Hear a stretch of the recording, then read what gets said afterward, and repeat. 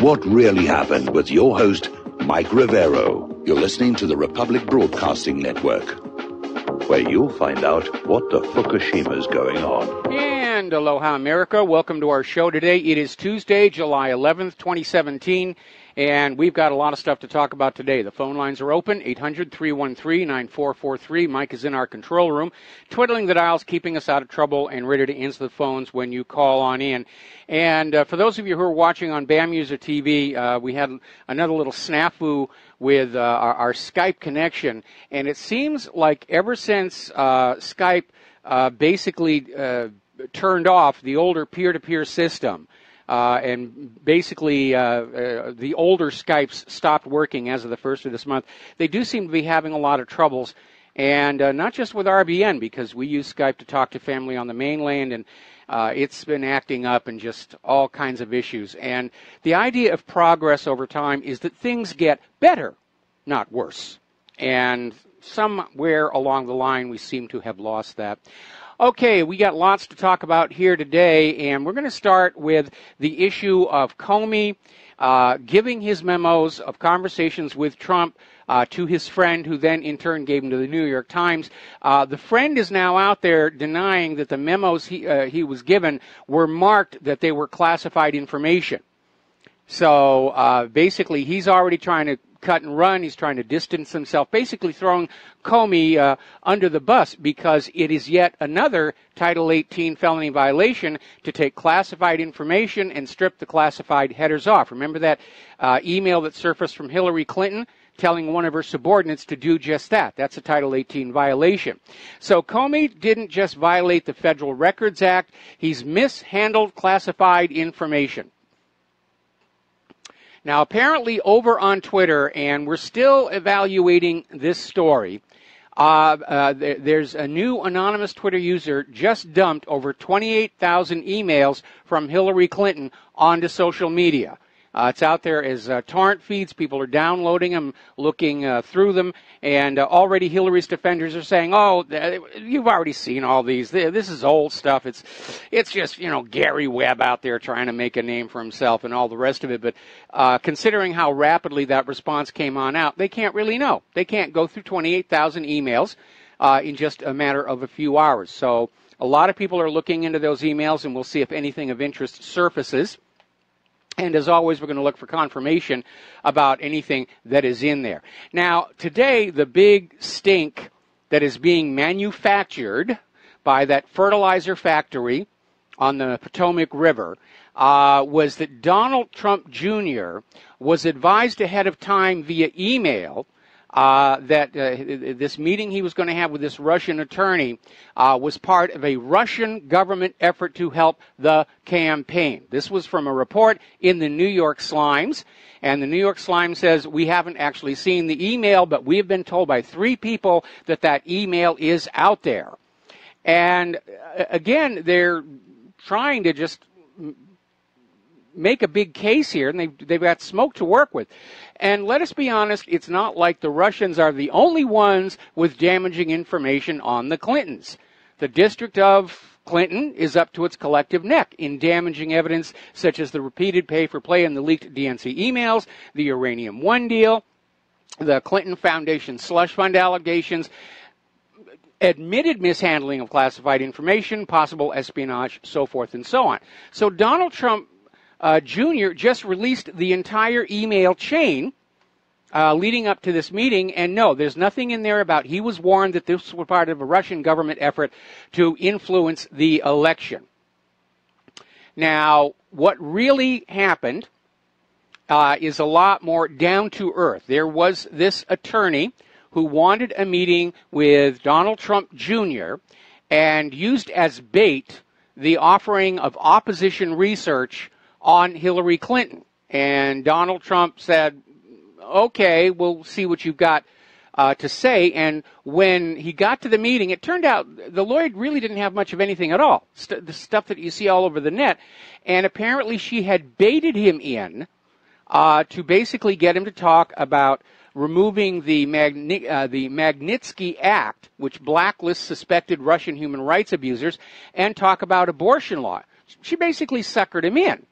And that was the true agenda all along. And there was no actual damaging information about Hillary involved in that meeting.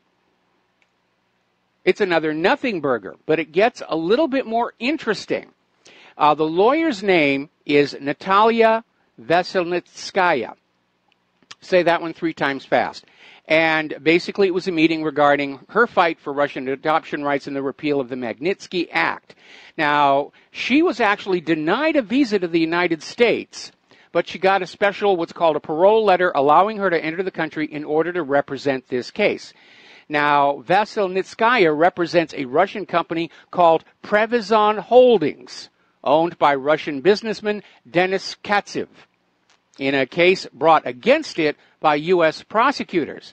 In turn, Previzon Holdings works with Fusion GPS, which is the company that hired former British intelligence agent Christopher Steele to come up with that phony, debunked Russian collusion dossier on Trump. In other words, this was a setup. They wanted to get a meeting between Donald Trump Jr. and this Russian lawyer for no other reason that they could say, oh, he was meeting with a Russian lawyer. It had to be for nefarious purposes. We're going to do a quick little shout out to our on-air affiliates who are rejoining our network. And of course, they're going on back and forth about, oh, Russian collusion. They're still on this. They're not letting go of it.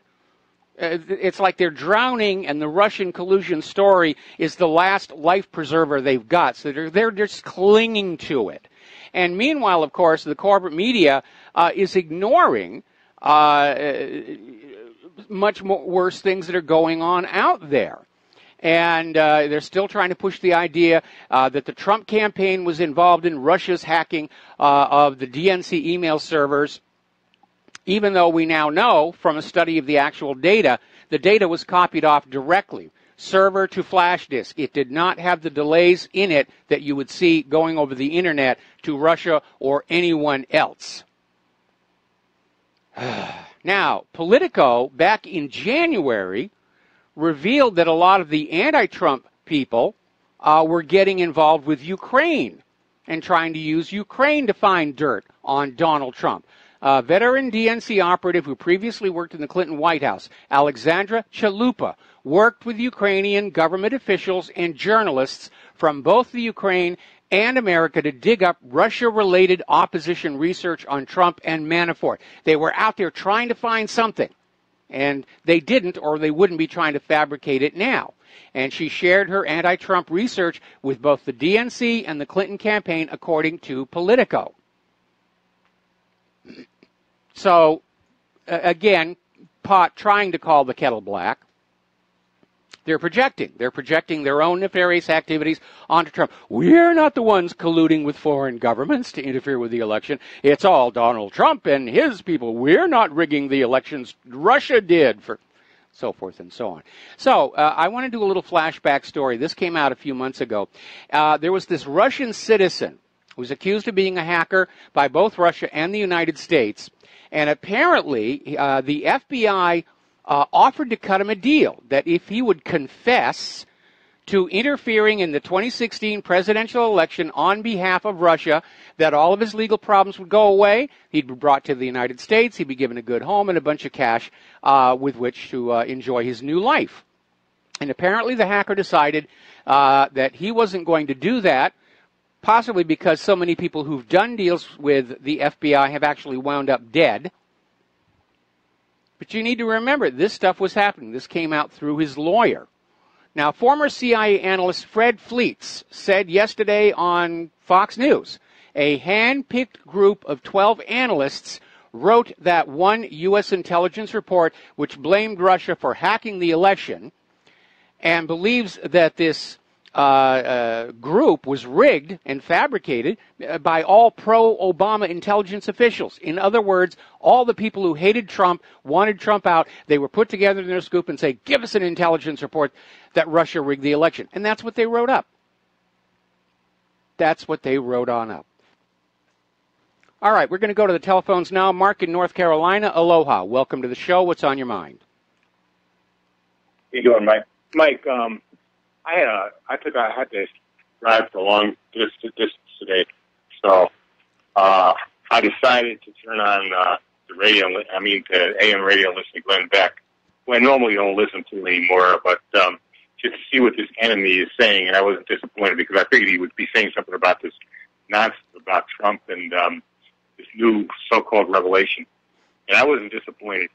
This enemy of the people, this enemy of this country, 3 hours he spent on, almost, you could almost see how smug, I didn't, obviously I wasn't watching him on TV, but he just listened to his voice, how smug he sounded, like how he enjoyed this, thinking this could definitely lead to Trump's impeachment and the imprisonment of Donald Jr. I'm telling you, Mike, I've told you that before, and I told other people this too. Glenn Beck is no friend of the liberty movement. He's no friend of the independent movement. He's not an alternate media by any means. This man is a slimeball. He is a traitor. He's a backstabber. I've known this for years. I used to listen to him pretty regularly years ago. And then when he stabbed, I don't know if you remember Deborah Medina. Yes. She ran for governor of Texas as an independent, and he ambushed her on his show when he asked her about 9/11, and she didn't actually say she believed 9/11 was a conspiracy, but she had her doubts, and he ambushed her, something awful. And the fact of the matter is, what showed me what a hypocrite this man was and a liar is at the same time. The one book I read was Overton Window by him. This was what he called a fiction, but he said it's also a faction. You know what faction is? It means there's a lot of fact. All that book was about was false flags, including the plot was for the deep state. You call them the deep state, but you knew Wall Street and the government to blow up Las Vegas, Nevada with a nuclear weapon. That was the whole. That was what the plot was. And an Alex Jones character, together with a rogue FBI agent. I don't mean, when I say rogue, I mean, decent FBI agent, wanted to stop it. There's no question the character was Alex Jones, okay? And yet, even at that time, he was constantly bad-mouthing Alex Jones. So then I started doing a little bit more research about Beck, and I started realizing this guy is an ultimate slimeball. I personally believe, you don't have to go along with it because I know you don't look for legal purposes, but I personally believe he is connected with the CIA. I think it's Operation Mockingbird, classical with him. Certain things he says and does. This guy is no good, and I wish people would get it through their heads and stop listening to this guy. Breitbart themselves, they're just becoming milk toast, basically. They refuse to cover certain stories, including the one you mentioned about the Ukrainian meddling in our election. Yes. That Stranahan has pointed out on YouTube. Before I left this morning, I watched Stranahan on YouTube there talking about, this thing with Chalupa and all this other stuff. There's no question that he's with the Ukrainian. He's really going into this pretty deeply, And but the thing is about Beck is I smell a rat for a while. Every once in a while, when something big is happening, I get a chance, I'll listen to him for a while just to see, what this enemy is up to. And boy, I'll tell you, he is bad news. I suggest people try to call him when they can. He very seldom takes phone calls, from what I gather. And hit him on his Facebook and on his website and his own site, Glenn Beck Facebook. He already blocked me from comments on his actual Facebook site, but I could get him. I'm blocked all across Facebook right now. Facebook has disabled my ability to comment or post on my own threads, and I never got any kind of a notification as to why. But I can take a real guess here. Not that I use Facebook that much anymore. I've moved on to these other social media platforms. But yeah, we're starting to see the censorship just become very visible in the hope that we'll accept it, and of course we don't because of that First Amendment. I see a lock on Twitter for me. Does that mean that nobody's listening to my tweets, or they can't hear my tweets, or is it only if somebody's a follower they can still listen to it, or what? How does that work? Yeah, somebody has to be a follower to see your tweets. Or if I follow them? It's very unusual. Well, I have to say I actually don't know because I don't actually spend that much time on Twitter. I mean, I certainly did last year during the height of the campaign, but I don't know how that works. I know that if you're following somebody, you see their tweets. I don't know that they see your tweets unless you do a specific reply to them. Wow. I'm wondering, well, it's has this thing to reply to them, but are they even listening to reply if I have a lock on mine? I see that thing of a lock. Mm-hmm. Facebook, I don't have that. Facebook is, I have a lot of different friends. You'd be surprised how many Russian and Syrian friends I have on Facebook right now. Mm-hmm. A ton of them. But as far as Twitter, they really, this country is turning into a police state, plain and simple. Oh, yeah. And what Alex Jones, I don't know if you just heard what Jones was saying about him and Drudge are both being investigated as being kind of Russian agents. Yeah, we were going to get into that, yes. I mean, this is terrible. I mean, we better wake up. This country needs to wake up. We got to take this country back, or there will be a civil war of some kind. And I'm not talking just a political civil war. They're going to force this country into a civil war or World War III, one or the other, depending on which one comes first. Because let's face it, all this stuff with Russia, all this says is makes it more difficult for Trump. It was not as gutsy as I would have liked him to be. It makes it more difficult for him to deal with Russia the way he wants to. He has to be standoffish, and you don't want that to happen because then the tensions increase, and the possibility that the nukes start flying becomes greater and greater. Mm-hmm. I agree. Happening. Yet this is what this is accomplishing. We got to take this country back. We got to make it clear who the enemy really is, and Trump has to make it clear who the enemy is. He's got to take the offensive. Don't be a punk. You came off with the guy as a fighter. Show you're a fighter. You know what he reminds me of right now? I don't know if you ever heard of this. I forgot the name of the general, but it was the landing at Anzio by American and British troops in World War II. Yes. And when they first, invaded the Italian mainland. And the general there, it was an American general, instead of going on the attack right away, going after the Germans, cleaning them out, he went into defensive, set up defensive positions, and gave the Germans a chance to counterattack. And Churchill, he says, I thought we put a tiger on the beach there at Anzio. Instead, we got a blubbering whale. And that reminds me kind of like Trump. We thought we put a tiger on the beach. Instead, we got a blubbering whale. He's just, fumbling around. That doesn't know what he's doing. Puts a bum like McMaster in there. Has a son-in-law who, at the best I can say for Kushner, he doesn't know what he's doing. At the worst, he's some kind of an agent, not for Russia, but maybe for Israel and Saudi Arabia. Okay, that's about and others, and I just don't understand it. He got a complete airhead like Nikki Haley. Doesn't have no clue what she's doing or talking about. Yes. By the way, I just want to say something about Nikki Haley. I just correction. I remember, I think about a month ago, somebody commented that she's a Native American Indian. She's not. She's an East Indian Indian. Her parents from India. Okay. So okay. I just don't want to, I just wanted to straighten it out. And I don't think a real Native American Indian would act like her. Well, I mean, she's certainly not behaving like a diplomat, and her performances up at the UN Security Council are an embarrassment to our nation. It is lowering global respect for the United States. But at this point, I think the rest of the world has come to understand that the U.S. government and economic system have gotten themselves into another corner. And as they have done in the past, they're going to try and get into a world war to get out of it, or at least to have something to blame for the coming economic crash, which all the top experts are saying is likely to happen before the end of the year. And somebody may have just convinced Donald Trump, the economy is going to collapse. There's no way to stop it. And if you don't have a war, if you can't blame Russia or China for the economic crash, then the American people are going to blame you. Because it's starting to look more and more like Trump is on board with the war agenda.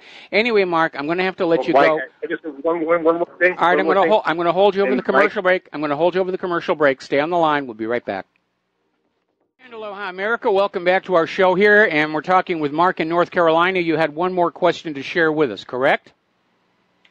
Yeah.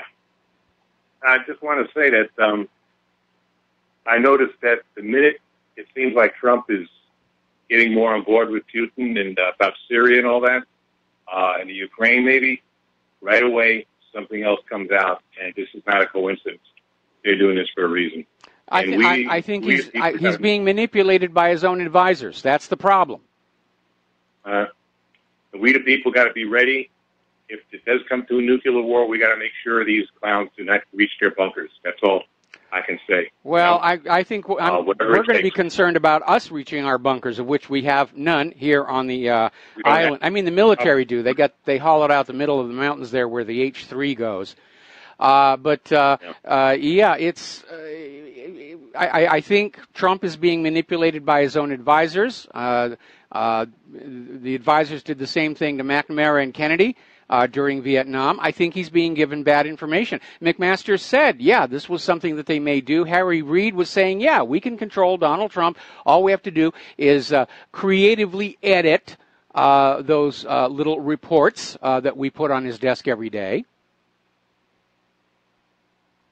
Yeah, well, that's about it. I mean, like I said, God help us if we don't get it together, Well, again, I'm not encouraging violence or civil war or revolution, because if there's one thing the U.S. government does know how to do very well, it's kill people.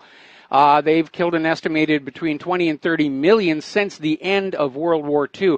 But if you take a real look at how fragile our economic system has become, if you look at the high degree of factionalism and infighting within the political class, you'll realize how close to a collapse the U.S. government is, along the lines of what happened in the former Soviet Union.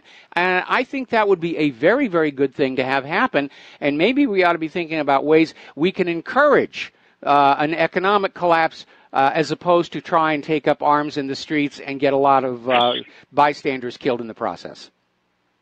And I also don't think the military, the actual military, I'm not talking about these generals and stuff, the mid-level officers and the enlisted men, I think when push comes to shove, they would side with the American people.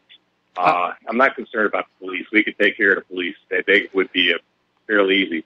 And a lot of them would probably join the Patriots anyway, especially sheriff's departments in the Midwest, the South, yes, the West, places like that. So I'm not too worried about them, and I believe the military would be, a lot of the military at least, would be on the side of Patriots if it really came down to it. I mean, I hope the guy doesn't come down to it, but, the more and more it looks to me like we're being pushed into a corner. And I think if they impeach Trump, this would be against the will of the American people, and I think that might start it off right there and then. It could. It very well could. It very well could, because they're being so obvious about the double standards in terms of what Congress is investigating and what they refuse to look at, coupled with the corporate media's obvious bias here. It's very obvious we're not dealing with a just, objective, and fair or even legal system. This is simply a political infighting made public. And when the political infighting starts to be visible to the general public, that's usually a warning sign that the end of that government is at hand. We saw exactly the same thing in the former Soviet Union. As they got closer and closer to the end, the faction fights started breaking out into public view. And everybody was reporting on that and feeding it into their fax machines. By the way, did you know, I found this out from Oliver Stone at his interview with Putin. I didn't know this before. That Putin actually resigned from the KGB. Everybody keeps saying, "Oh, KGB, man, KGB." When they overthrew, for a time they overthrew Gorbachev and actually arrested him, the hardcore communist. Yes. And he actually resigned from the KGB at that point because he knew he felt it was wrong. So again, it shows you that this man has probably more honor and credibility than any leader that this country has right now. Well, he's definitely continues to show himself to be a statesman here. And Mark, I'm really going to have to let you go this time because we are coming up on commercial break. We got a lot of news to report and other phone calls to take. So we're going to take a 4-minute break here. We'll be right back. Aloha, America. Welcome back to our show. Now, yesterday, we made a reference to how NBC had actually aired a news story back in April about how the State Department appeared to be covering up some kind of pedophile crime. And apparently, one of the production staff has now gone public saying that after that story aired, people from Hillary's campaign literally threatened the lives of NBC investigative reporters to shut down the investigation. And I'm sure they went along with it when you look at the long trail of dead bodies behind the Clintons. But, I mean, that's very heavy-handed. And, of course, methinks they doth protest too much. Now, we know there's a pedophile problem in high places. I don't know why there's a goes withness there, but there does seem to be. We need to be careful that we're not set up for something we can be sued for, like blaming somebody who's innocent. But if you look at some of the photos of the interior of John Podesta's home, at some of the artwork that's there, there's a little something weird going on there with his taste in art. All right, we're going to take a phone call. Mike in Alaska, aloha. Welcome to the show. What's on your mind? Yeah, hi, Mike. Regarding Russia and Ukraine, I disagree with the last caller. I think that what's happening is Israel is sort of trying to play the U.S. and Russia off on one another. Oh, yes. And they've always had these hard feelings towards Russia because of their real turbulent past with them, and also now they don't control them. It's not the Soviet Union, and Putin is trying to revitalize Christianity, also get the birth rates up. But overall, Russia has the economy the size of Italy, so they have the nuclear weapons. They are a strong force, but they would rather work together. And I talked to a Russian guy out in Bali, Indonesia, and he had his wife have both of his kids in New York. Yes. And he said, I'm doing this because I want my kids to have a future. I want them to be able to go to America. And he had read up. They're smart. They're real crafty. He read up about the birthright stuff, and we can disagree on whether that's really the law, but he knew that if he did that, the way things stand, that those kids would have opportunities in the future. Well, Mike, let me cut in here right now, because your Russian friend in Bali may be imagining the United States as it is presented to the rest of the world over the corporate media. But the reality is, looking at the economics of our country, the scam that college education has been turned into, just another mechanism for plunging people on the debt hook. Most Americans inside the country do not see a positive future ahead of them, and that's weighing them down.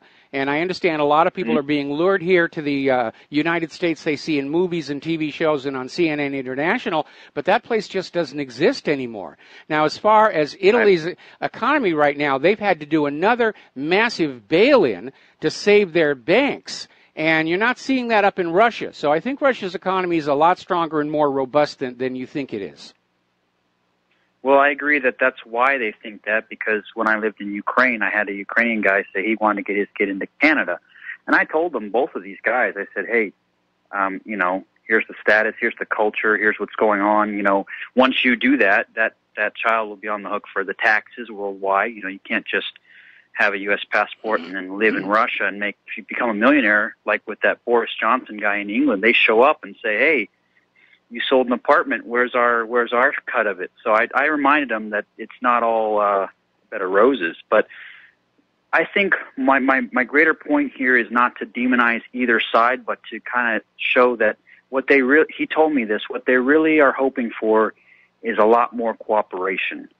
Because in an Arctic climate like that, even having all that oil but not having a real diversified economy, you got to have some friends. Everybody has to have some friends. Oh yeah, peace and commerce. And you're absolutely correct about that. Unfortunately, Putin and Russia are the only ones who are going around trying to say, let's just be friends and call off all of this fighting. Here we have the United States, which has adopted the neocon policy of saying there should be no sovereign borders, and the U.S. Should run everything for the benefit of U.S. corporations. And that's the impasse right here. And Russia and a lot of other countries like China are realizing that, unfortunately, even with the election of Donald Trump, the basic policies of the U.S. government are not going to change, and it is headed to an inevitable conflict. And how bad it's going to be is really up to whichever world leader is the least mentally stable. Also, Russians are they're kind of, I would call it kind of more manly men.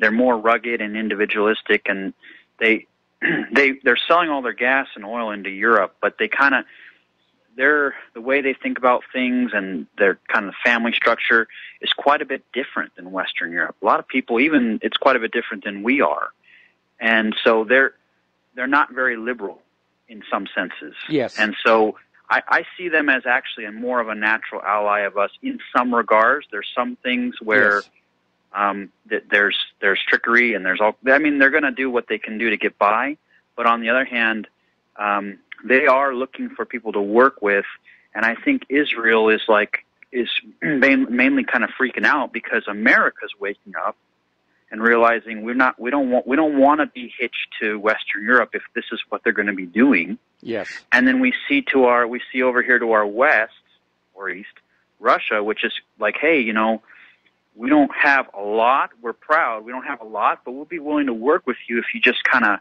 cut this other crap out. And most of America wants to cut the other crap out. Well, so, most of ordinary citizens want to cut the crap out, but, you know, look at it from the point of view of the money junkies. Because of that sweet little Bretton Woods deal, bringing in a guaranteed income, our financial sector basically got lazy in the area of manufacturing. And they said, we don't need to get our hands dirty. We'll just let the poor countries manufacture the products. And so manufacturing and manufacturing jobs have been going to other countries. Our factories are being shut down, stripped of their equipment, demolished in some cases, and domestic manufacturing capacity in the United States has been in decline since the 1980s. So we don't really have anything to sell to other countries that they really want to buy. America's products are now considered overpriced pieces of junk. I remember when I was a kid and you saw something in the store stamped Made in Japan, that meant, oh, poor quality junk. Today it's the reverse. Made in Japan or China, you know, potentially high quality, like the iPhone. Made in America, going to fall apart in the, in just a few months. And it's been this huge reversal. And when you add on top of it this disastrous experiment with GMO, the rest of the world does not want to buy our agricultural exports. And so the U.S. government is in a bit of a bind. Unless they can get the wars going and conquer these other countries and force them to buy our products, the U.S. economy is going to collapse. Mike, you know that Burt's Bees product, that like chapstick? Yes, I've seen it in the store. Yeah, so I had someone from Thailand contact me. I was over there this winter and say, you know, how much does this cost in America? I really like this stuff. And I said, well, I don't know. It's just a couple bucks. It's more expensive than chapstick, but it's not real expensive. $8 in Thailand. So I think Trump has to really, you know, if you read like Carol Quigley, he talks about how when the British came into most of Asia, they forced them to push the tariff rate very, very low. And then a lot of the European goods overwhelmed the Asian market. They ended up being dependent on all these goods from England and France and other places. It's the same thing they did to the American colonies. Right. And so they jacked their rates up, and then all the manufacturing came in for different reasons, but now they're making everything, and they don't even want. At the border, they're going to say, okay, 150% tax on that. So Trump should really talk about that and say, you know, there are products. Someone wants Burt's Bees chapstick. Why does it cost $8? It's not the shipping cost. No. And if they don't want it, then we can't. It's got to be a two-way street is all I'm saying. Well, we would like to see balance in the world economy. We would like to see balance of trade. We haven't had that in a very, very long time. But again, apparently the conventional wisdom in Washington, D.C. is that we're back in the same situation we were in 1907 and 1929. The economy is a mess. It's on the verge of collapse. There are no other solutions. It's time to get involved in a world war to try and correct the problem, or at least have something to blame for the economic hardships. Because if the economy collapses and they don't have a major war with a military peer like Russia and China to blame it on, the American people are going to blame the economic crash on Wall Street's greed and corruption and complicity by the U.S. federal government. And they'll point the finger or blame where it richly deserves to go. And so it's going to be time to go long on tar and feathers. Yep. I think this time no one's fighting, and I think Russia, their mindset is pretty level-headed, and it's a little bit stoic in a way, very, Arctic kind of just quiet people. until there is a war, and then it's just all out. And we don't want that. We're not biting, and they're not biting, and sort of the media is just in a frenzy because they can't put any bait on that line to get those fish active. Well, So we've been lied to so many times. You know, we were lied to about Saddam's nuclear weapons, lied to about Assad gassing his people. We're not going to believe anything the government or the corporate media tells us about Russia or Putin. You know, we're not going to be made fools of again. We don't dare take that chance. Well, it's shows like this that are helping us to wake up. So thanks, Mike. Well, thank you very much for the kind words, and stay warm up there. We're going to let you go and get on back here to the news. Now, I got an email here saying that Twitter does follow a practice called shadow blocking. Apparently, you can Google it. And basically, it means if Twitter puts a shadow block on your account, you can tweet all you want, but it will not show up even for the people following you. And so, yeah, the censorship is out there in the government-controlled social media, which is why most of us are now starting to switch over to the new small upstarts, which seem to still have a little bit of respect for the First Amendment. Meanwhile, a group of Twitter users that were blocked by President Trump from commenting on his Twitter feed are now suing him and two top White House aides under the argument that Trump's Twitter account amounts to a public forum that he, as a government official, cannot bar people from. Well, that's a specious argument. It's also a clear expression of a double standard where the people attacking Trump are going to be forced back into Trump's Twitter feed, and the people who are supporting Trump are being shadow banned. But the reality is, as a matter of fact, a public official can bar individuals from a public forum if they are causing a ruckus, if they're being insulting and disruptive. We've seen that in all of the campaign activities last year. There were disruptors. They were asked to leave or made to leave. So I don't think they're going to get very far. Now, article out of Investment Watch blog is basically, they're citing a report from the Daily Caller News Foundation that came on out and said that most of these national pollsters were, in fact, churning out biased and misleading poll numbers during last year's campaign. Ooh, imagine my shock at that. And they're still out there on the attack against Donald Trump because they don't want to go back and admit that they were as much a part of the attempt to cheat the White House for Hillary Clinton as anybody else. It's becoming a very obvious feature of the liberal Democrats. They will not accept responsibility for their own actions. It's always going to be somebody else's fault. Now, one of our callers earlier mentioned the Overton window. And the Overton window basically comes from this psychologist or sociologist who came on out and said that there is considered within polite society an acceptable range of ideas.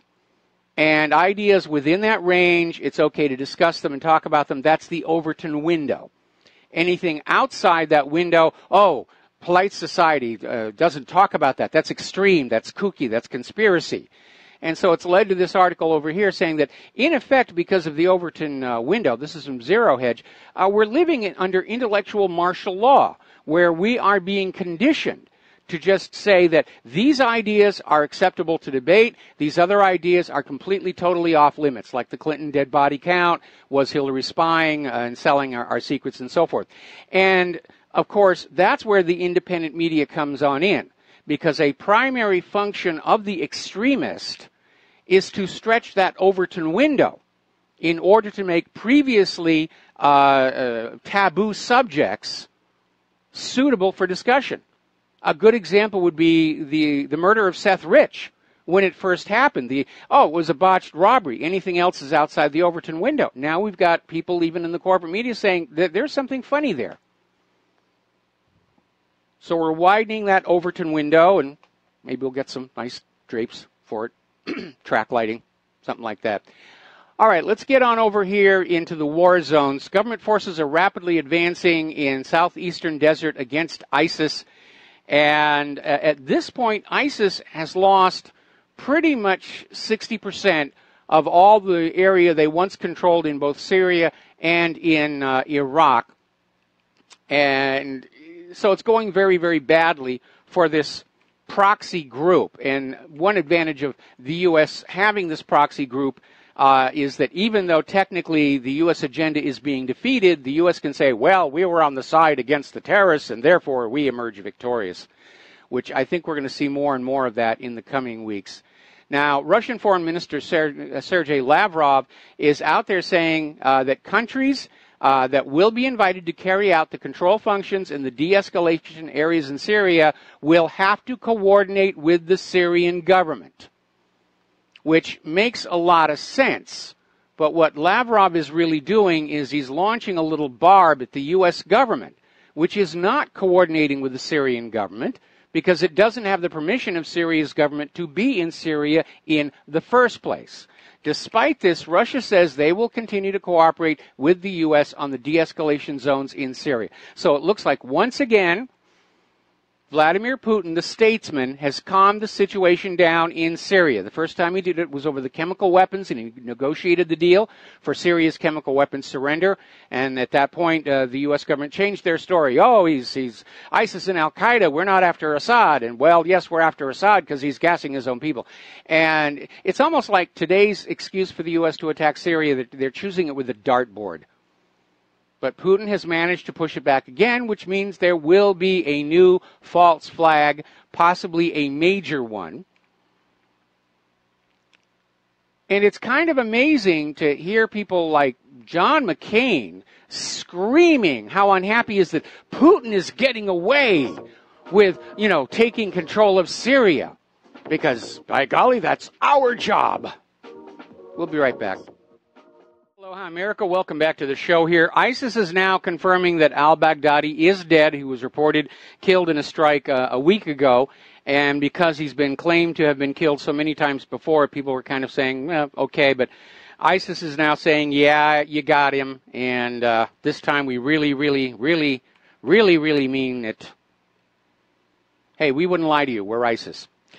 Now, over in Qatar, Tillerson is flying into the Gulf. He's now looking for a resolution to the Qatar crisis, especially in the wake of this very damaging tie between Jared Kushner and Qatar's richest man. Apparently, Kushner was desperate for a $500 million loan from this very wealthy gentleman to try and salvage this particular project of the Trump empire. And apparently, looking at Kushner's history with his own hedge fund, the gentleman decided he wasn't going to step in and help out. And it was immediately after that that the White House started getting this hardline approach to Qatar. Now, whether Trump was in on this or not, or whether Kushner just said, we got to do something about Qatar.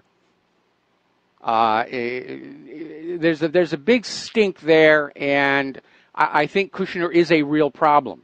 And I think Trump would be well advised to basically get him out of the White House. And yes, it's going to cause a stink with his daughter and the family, but the White House is the hottest kitchen in the world. Now, the U.S., apparently frustrated that Saudi Arabia, acting as their proxy, has not been able to slap the Libyan people down hard enough where they will go back to being happy with a foreign puppet ruler, is going to dramatically escalate their involvement in Libya. They're talking about a permanent U.S. military presence. In other words, they're going to garrison the country, like the ancient Roman Empire. So... goes in. All right, now here's a very alarming story. This gets on back to what I said about how Putin seems to have calmed things down in Syria, and the war hawks like John McCain are not happy with it at all. They're out there frothing at the mouth. Russia's bad. We stand for democracy and goodness, and Russia's just evil. And so there's this story out of Zero Hedge, and they're talking about apparently out at the Dugway Proving Ground, there have been some very sloppy accounting practices or inventory practices, and apparently a batch of real, genuine sarin gas has gone missing. So I wonder where it is, where it's on its way to. But at this point, the war hawks, they're desperate to prevail in Syria because if the U.S. gets run out of Syria, it will be correctly perceived as the biggest U.S. military defeat since Vietnam, and it will significantly derail this agenda to dollarifize the entire Middle Eastern oil nations that was revealed to us all by General Wesley Clark. Just a plan of all these nations the U.S. was going to regime change and conquer, ending with Iran in 2008. All right, we're going to take a break here for station identification. We'll be right back. Aloha, America. Welcome back to the show. Now, over in Mosul, as you know, yesterday the Prime Minister basically said Mosul has been liberated, and it pretty much is. The fighting is all but over. There's apparently one area that's like 50 yards by 200 yards where there are some holdouts who are still fighting, but obviously they're completely encircled. They're running out of supplies, and it's only a matter of time. A lot of the ISIS members are surrendering, and once again we're finding out that a lot of them are foreigners. And some of the nationalities included French, Syrian, Palestinian, Saudi, Russian, and others. They're hired mercenaries. ISIS was a manufactured enemy. Now, Turkish President Erdogan has welcomed the victory of Iraq's troops over ISIS in Mosul, but he says you have to realize the city has been all but destroyed. The city is in ruins. And he's asking a very cogent question. Who is going to pay to rebuild Mosul for the people who live there? Because they've got nothing to work with. Somebody needs to come on in and start rebuilding the place. Now, there's an article over here in Pravda Report, and it's asking a question we keep asking all the time. Will Tony Blair finally stand trial for his part in the supreme international crime? And we are talking, of course, about the unprovoked attack on Iraq and the killing of Saddam Hussein, based on this pretext that there was a threat from weapons of mass destruction, which turned out to be a complete and total lie. Now, back in 2004, the then UN Secretary General, Kofi Annan, was interviewed by the BBC and asked if the invasion of Iraq was illegal. He said, yes. It's not in conformity with the UN Charter. From our point of view and from the Charter point of view, it was illegal. It was an invasion for profit, for control of the oil revenues, for control of territory based on a completely made-up fiction. Just like when Hitler had his own people destroy the radio station in Gleiwitz, Germany, blamed it on the Poles and invaded Poland. Or like when the USS Maine exploded from a coal bunker fire in Havana Harbor. And President McKinley and William Randolph Hearst said, oh, it was a Spanish mine, and attacked Spain. That's how these wars get started. And we've seen many examples even within our own lifetime, which is why we need to be very careful about the next big lie coming out of the government and the corporate media to try to get us into war with Russia or China or whoever, because we know it's going to be a lie. The government has to lie to you to get you to go along with the war, because what would happen if they stood up and said, we're going to attack this country, they haven't done anything to us, but boy, they got a lot of mineral resources we need, and they're refusing to go along with the globalist agenda, they refuse private central banking, we really don't like them, and we think that all their wealth should belong to us. Would you let your kid go off to a war described like that? No, of course not. That's why throughout history, whichever world leader seeks to initiate a war has to trick their own population into it. There has never been an exception.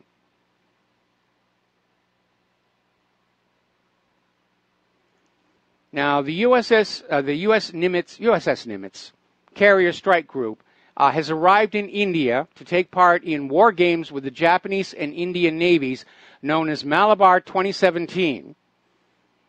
And already the White House is saying this is sending a strategic message to Beijing. We're going to start rattling our sabers. If China is not going to help us with North Korea, then the battle for the Sea of China South China Sea is well and truly on. And in a further rattling of sabers, the U.S. is sending missile warships, Navy SEALs to massive war games off of the coast of Ukraine in the Black Sea. Now, these are, again, multinational war games. It's called Sea Breeze.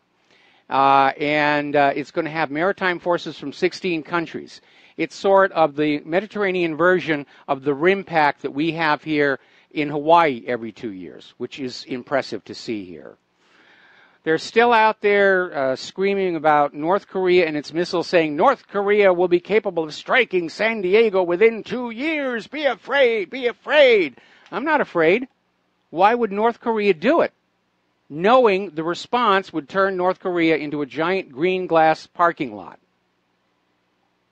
Lots of countries have missiles capable of striking the United States of America. Doesn't mean they're going to do it. Having a nuclear weapon doesn't mean the country is actually going to use it. It's a deterrent.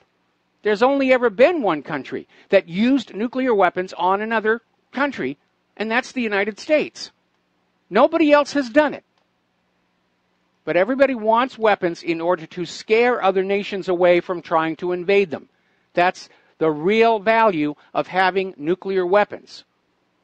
And if Kim Jong-un gets that capability, he's not just going to throw it away on a whim. Weapons of deterrence are always the last devices to be employed in a war. We're going to do a shout out now to our on-air affiliates who are just now rejoining the network here. China has come on out and said that it refuses to allow the United States to make it somehow responsible for the crisis in North Korea. And it was inappropriate for the United States to try and put China on the spot like that, especially given the tensions that are coming out of the South China Sea. But China has now come on out and said that they are not the key to calming tensions on the Korean Peninsula. If you really want to calm tensions on the Korean Peninsula, let South Korea's new president, Moon Jae-in, do what he wants to do. Reach across the DMZ, grab Kim Jong-un's hand and say, let's calm this down and talk about reunification. Now, do you remember back during the Obama administration, there was this big stink where under accusations of espionage, the U.S. expelled a whole bunch of Russian diplomats and confiscated 2 Russian diplomatic properties. No evidence, just said, we're absolutely pretty darn certain that you guys are spies. And it was another way to try and provoke Russia. Russia did not rise to it.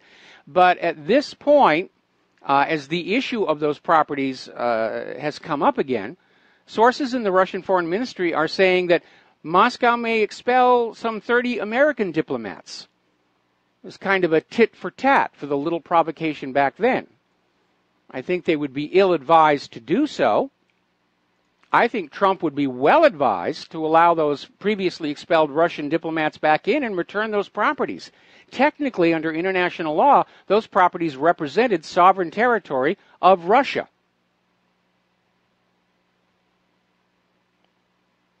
We need to back off all of this stuff. Unfortunately, it's clear Trump is being manipulated. The intelligence is being skewed by those around him to twist him to their own purposes.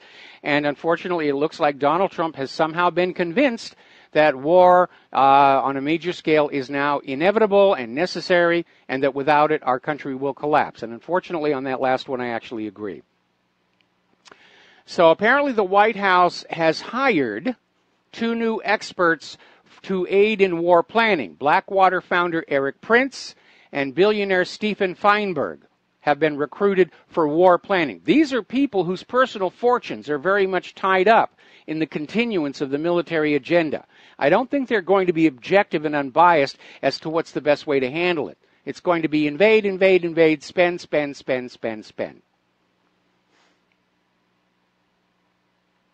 Now, over at realagenda.com, we did a flashback article here to this organization called the Center for the New American Security, which is actually the same people that started the Project for the New American Century, There's been some personnel changes, but it's the same agenda.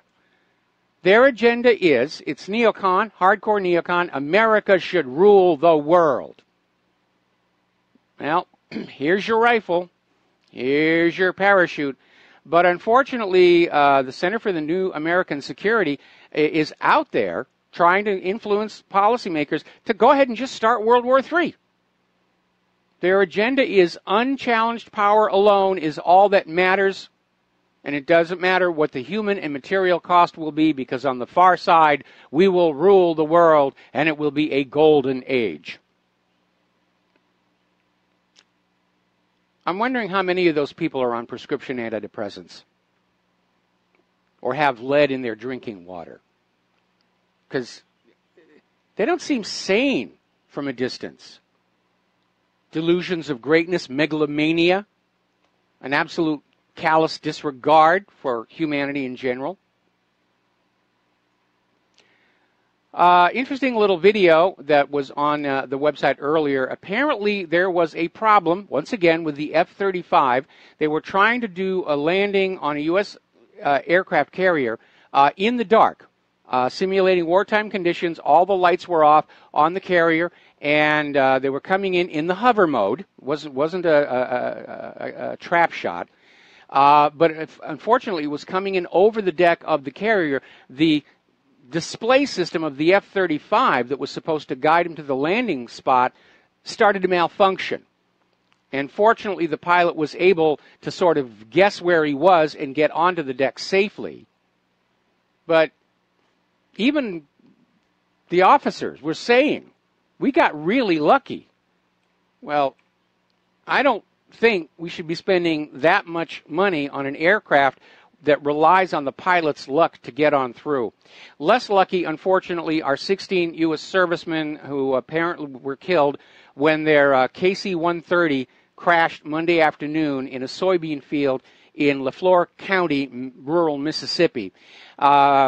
Looking at the wreckage, it's pretty compact, but apparently some debris was found 5 miles away, which suggests that either it was tumbling violently and something came loose, or they had some other kind of a failure.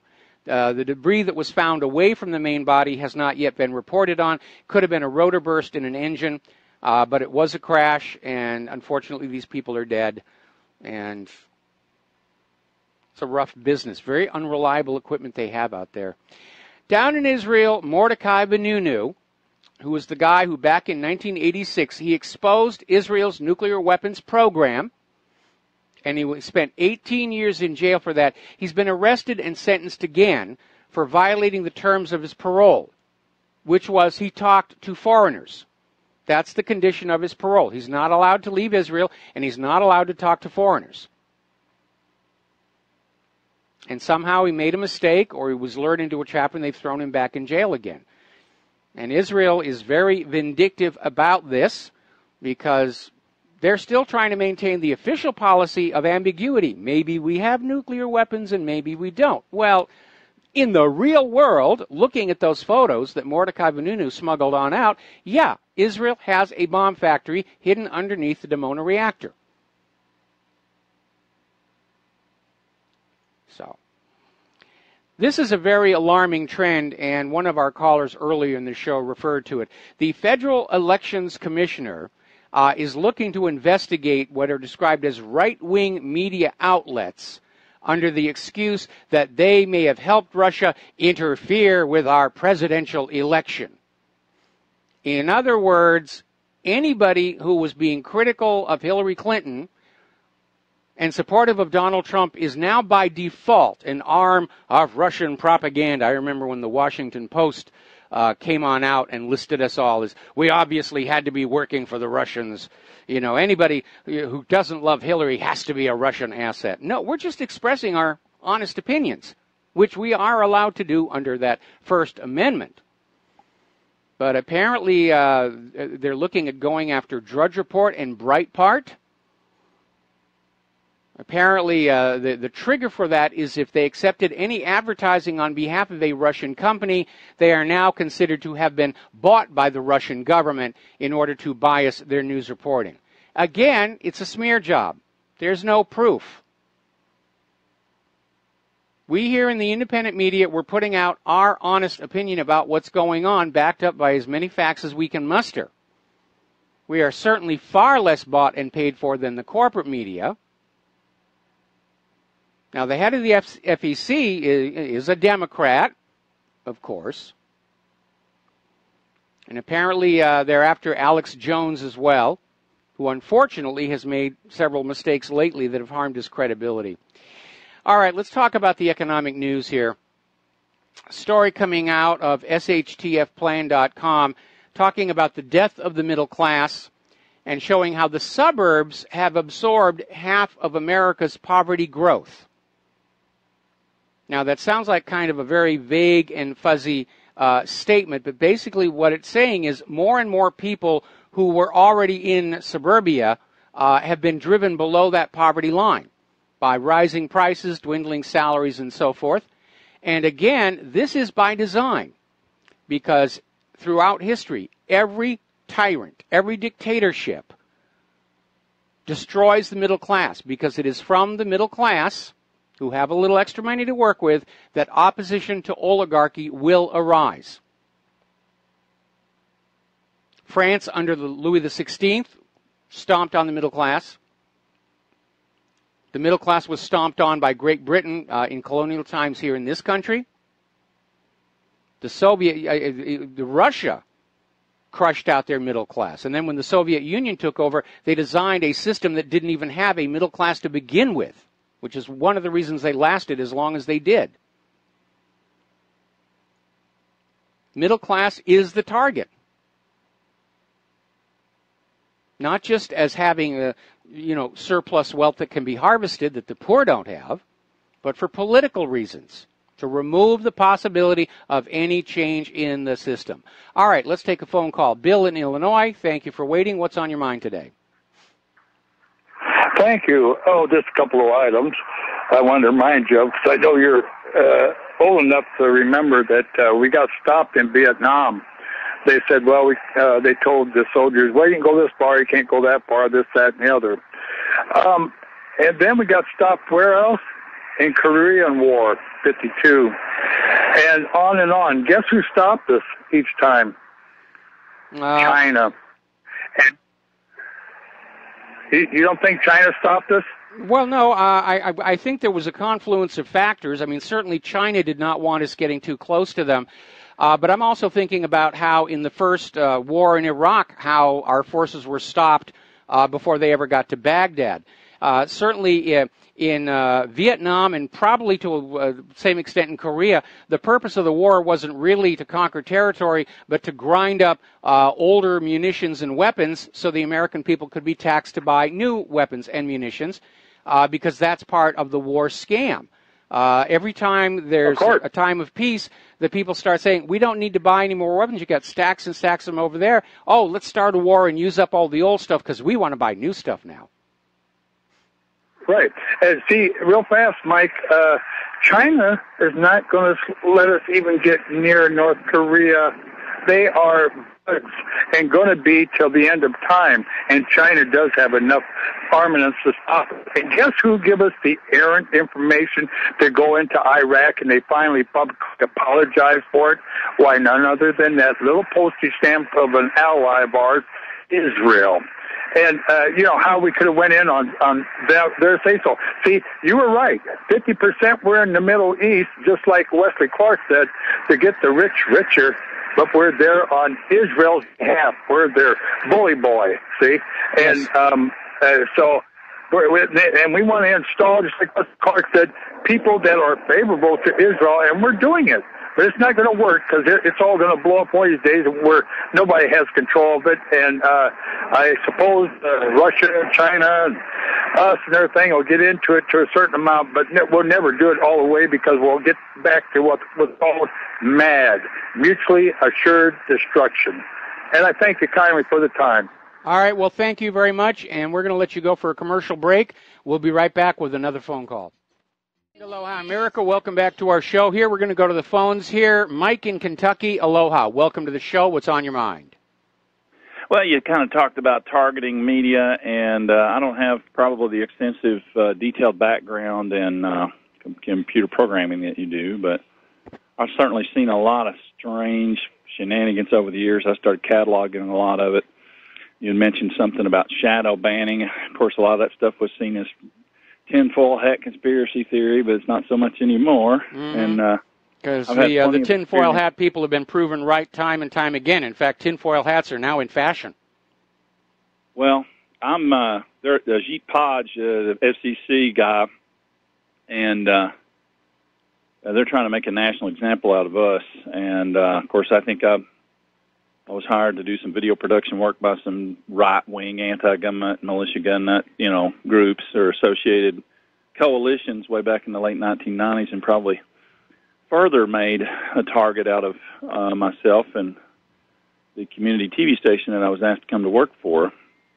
And we did things on the UN Man in a Biosphere and some little programs like that involving Gatewood Galbraith, who is an advocate for industrial hemp. Of course, they've been dragging their feet on that, where Kentucky is missing out on probably $15 to $18 billion industry for the last several years, as they've robbed us of our coal economy. Yes. And at the same time, just massive amounts have been exported out west, like 4 times the amount of coal being exported for the entire state of West Virginia is coming out of the Powder River Basin, going out of sight, out of mind to other markets, and the whole war on coal is a big flim-flam. Well, it's all a big flim-flam, and it's all about, saying which way the money that's being sucked out of the people is going to be directed.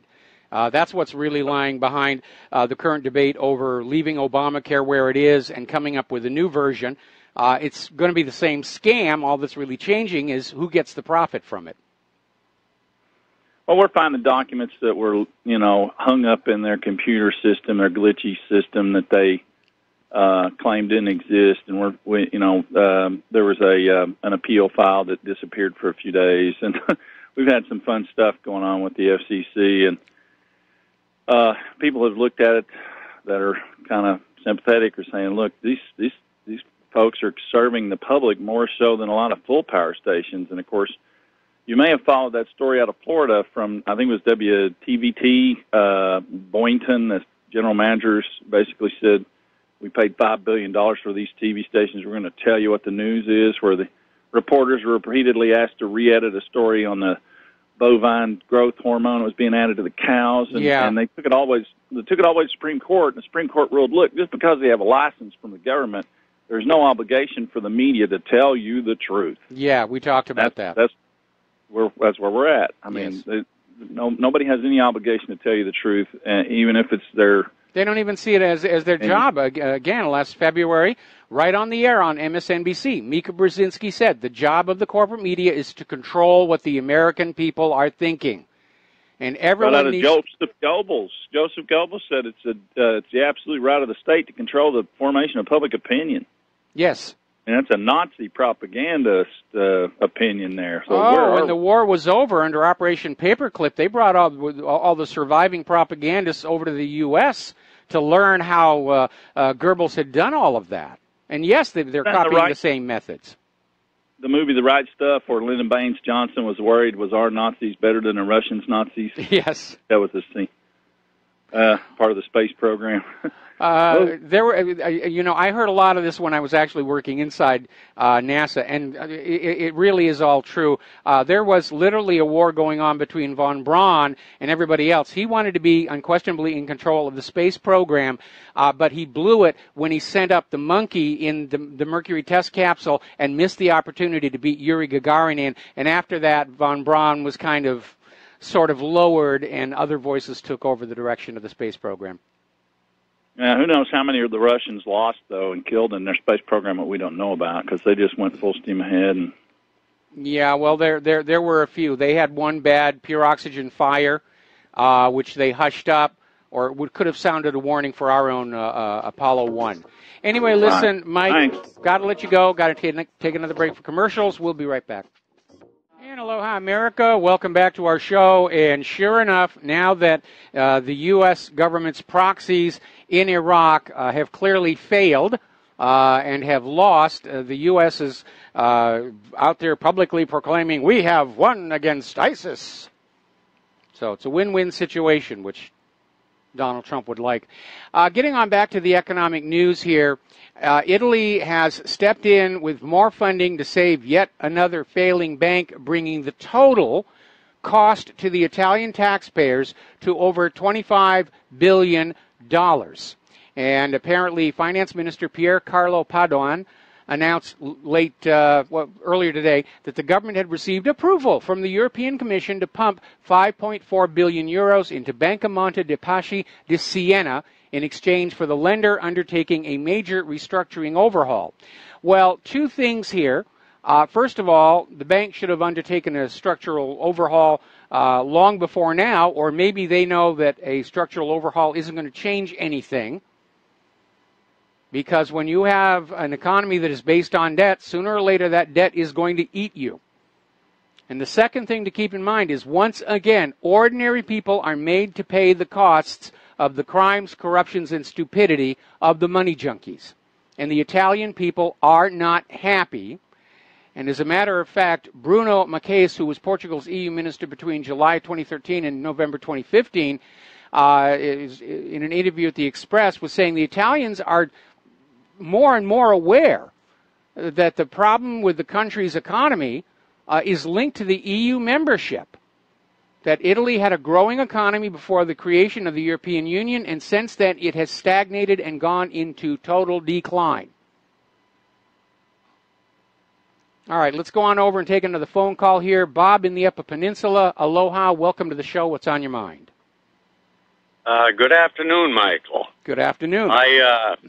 I like these people with the cardboard signs that health care is a right.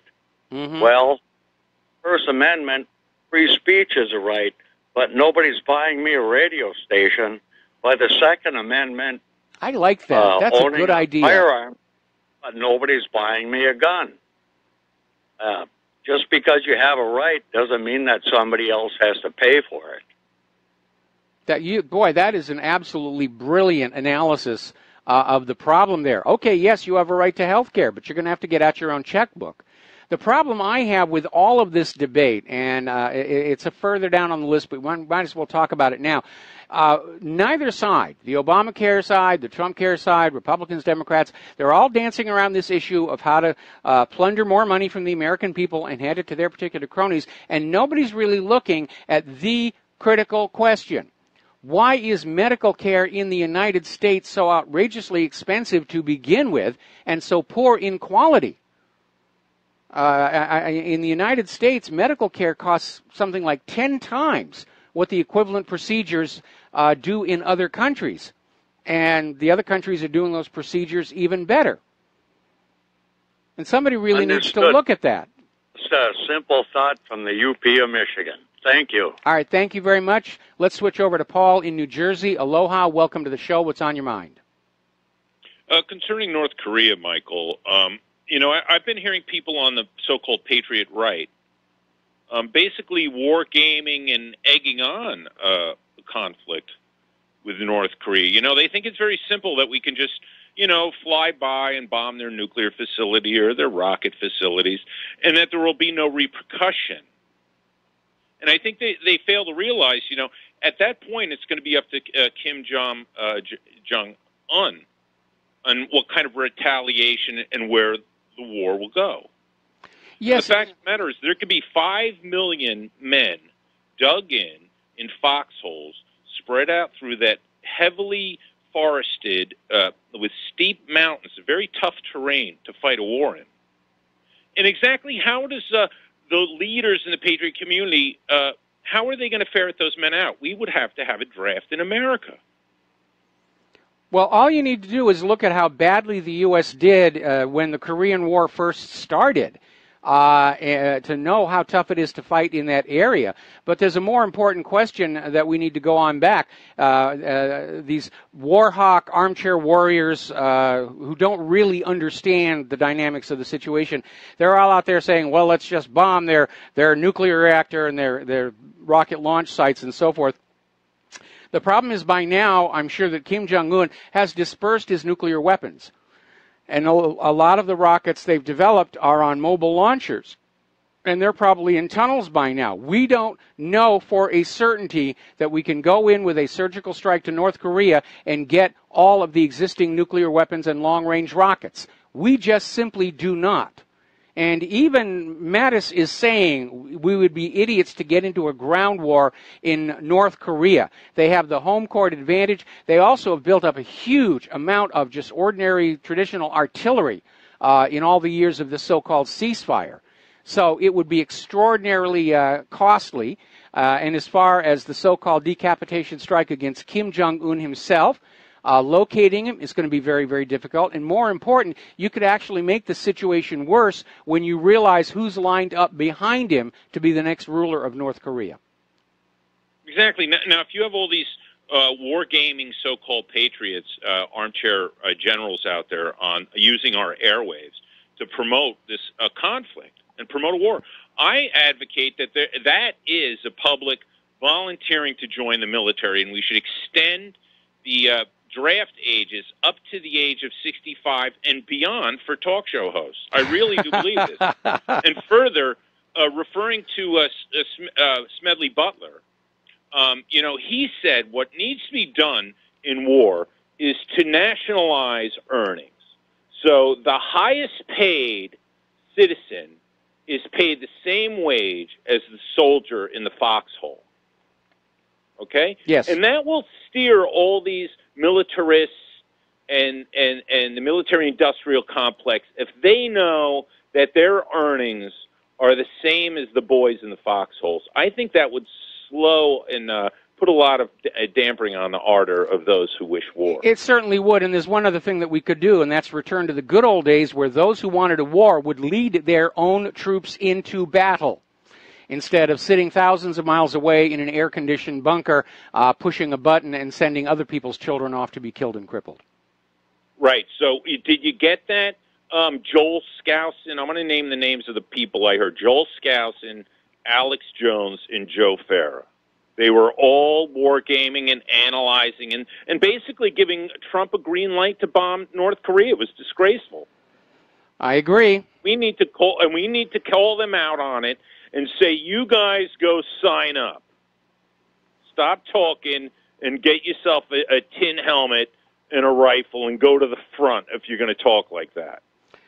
Well, that's one way to approach it. I mean, generally when I'm making a public appearance, in my little briefcase, I have a whole bunch of enlistment forms for the military services. And somebody comes up and says, I think we need to go attack. Okay, here you go. Fill it out. I'll drop it off at the recruiting office on the way home.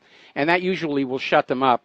And, of course, we have our little meme over here about here's your rifle and here's your parachute. But in the end, I think we need to focus on the fact that there's a certain question of doability, practicality with these ideas of bombing North Korea, given that Kim Jong-un has known that the U.S. has been gunning for him for quite some time, that the issue is his long-range missiles and nuclear weapons, and by now they are dispersed. Unless you totally destroy the entire country and wipe out the entire population, there's no way to know for certainty that you have actually destroyed all the nuclear weapons or all the long-range rockets. You just don't. And that's what's very sick in the immature and cavalier attitude many of the proponents of the war show, the negative characteristics of just promoting this. It's just madness. And one last thing, we have to cross an ocean to get involved there. Yes. Can't we let the Asian people work out this issue on their continent and mind our business? Well, see, the problem is there are too many people in this country who think North Korea is our business. There's $1 trillion worth of rare earth elements under the ground there that are lusted after by American corporations who've depleted our domestic supplies.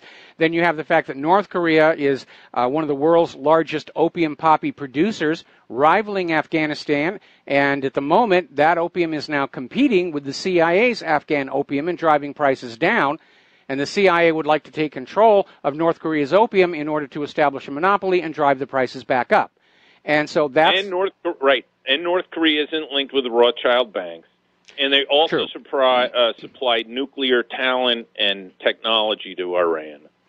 Well, we're told that they did, but we don't know how much. I mean, after all, I think it was Russia actually built that nuclear power station in Iran, so I don't know how involved North Korea was with that. But, I mean, there are a lot of private overlapping agendas that all end with the same result, war on North Korea. And it is an important lesson from history that we all need to remember that wars or assassinations never happen for just one cause. What it is you have a group of individuals or institutions who have their own particular agenda, but they overlap on the same solution, and that's when these things will happen. American corporations want the rare earth elements, invade North Korea. CIA wants control of the opium, invade North Korea, and on and on and on. And yes, it does look like we're still aiming for war with North Korea, but again, I question whether a surgical strike can actually work, whether a decapitation strike might not put the North Korean government into even crazier hands than are currently at the helm. And more importantly, if we get sucked into a ground war in North Korea, we will do no better than we did 50 years ago, and it will be a new Vietnam for the United States. Exactly. And by the way, wars have a habit of spilling over into all kinds of nasty unintended consequences. So look at how the war in Vietnam wound up being in Laos and Cambodia as well, although we didn't find out about it. I'm sure China is very concerned about North Korea being the back door for an eventual war between the United States and China. Yeah, exactly. So either way, I don't see how it's going to benefit the United States. And my brother and I, we had conversations before Trump's election, and we were concerned about this very thing, that this would be a way to get the, if Trump wins, the neocons will be able to get the American rural people and the Trump supporters and support them into basically a neocon war. And with the help of the basic demographic of, people who sign up for the military, the rural whites, behind a war and against to serve international Zionist interests also. Yeah, that's another one of the overlapping layers behind all of this stuff.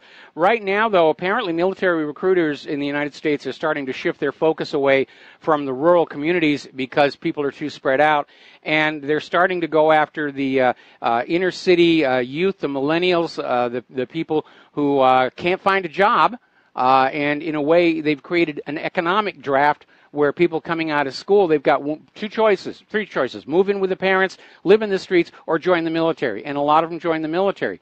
And Claire and I have talked to recruits here on the island who said the only reason they signed up for the military is there simply was no place else they could go. And, of course, if we invade North Korea on the ground, they'll have to bring back the draft, and that will probably wake up America as to just how serious all of this is.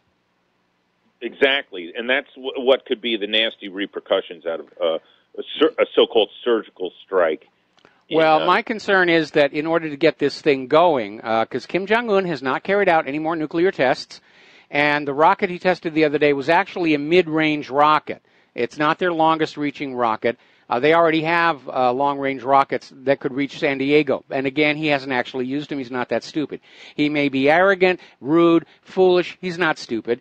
Like every other ruler on earth, he goes to bed at night dreaming of a future where students are memorizing his name and his face and his biography, that he's got statues to his honor and his face is on the postage stamps. And no ruler wants to blow up his own country because then that sort of thing won't happen. But again, my concern is there may be a false flag. The U.S. could actually set up a small nuclear weapon someplace and claim it was an attack by North Korea. And, of course, we're very nervous here because down here in this harbor was the site of a war-starting attack last time, which turned out to be something other than the official story. So they could do it again, or they could do it in Guam. Well, I'm not worried about it. Well, I am. Well, no, I'm not. I can sleep knowing that other countries have nuclear weapons, like North Korea or Iran or Syria, for that matter. It doesn't bother me. I'm in agreement with you. It doesn't bother me that North Korea has nuclear weapons. Okay, I'm worried about the United States in its eagerness to get wars using one of their nuclear weapons as a false flag. I mean, they're not going to crash airplanes into skyscrapers again. It's passé. Been there, done that, did not buy the T-shirt. Yeah. Okay? Okay, thank you, sir. All right, thank you very much. We're going to switch over to Dan in Texas. And, Dan, I may have to take you through the next commercial break. What's on your mind? Yes, what's on my mind is this whole thought about going to war. It kind of doesn't make sense, when people are like, I'm surprised they haven't woken up, is why are we even thinking about going to war when we don't even know where most of our military technology and equipment is being sold to.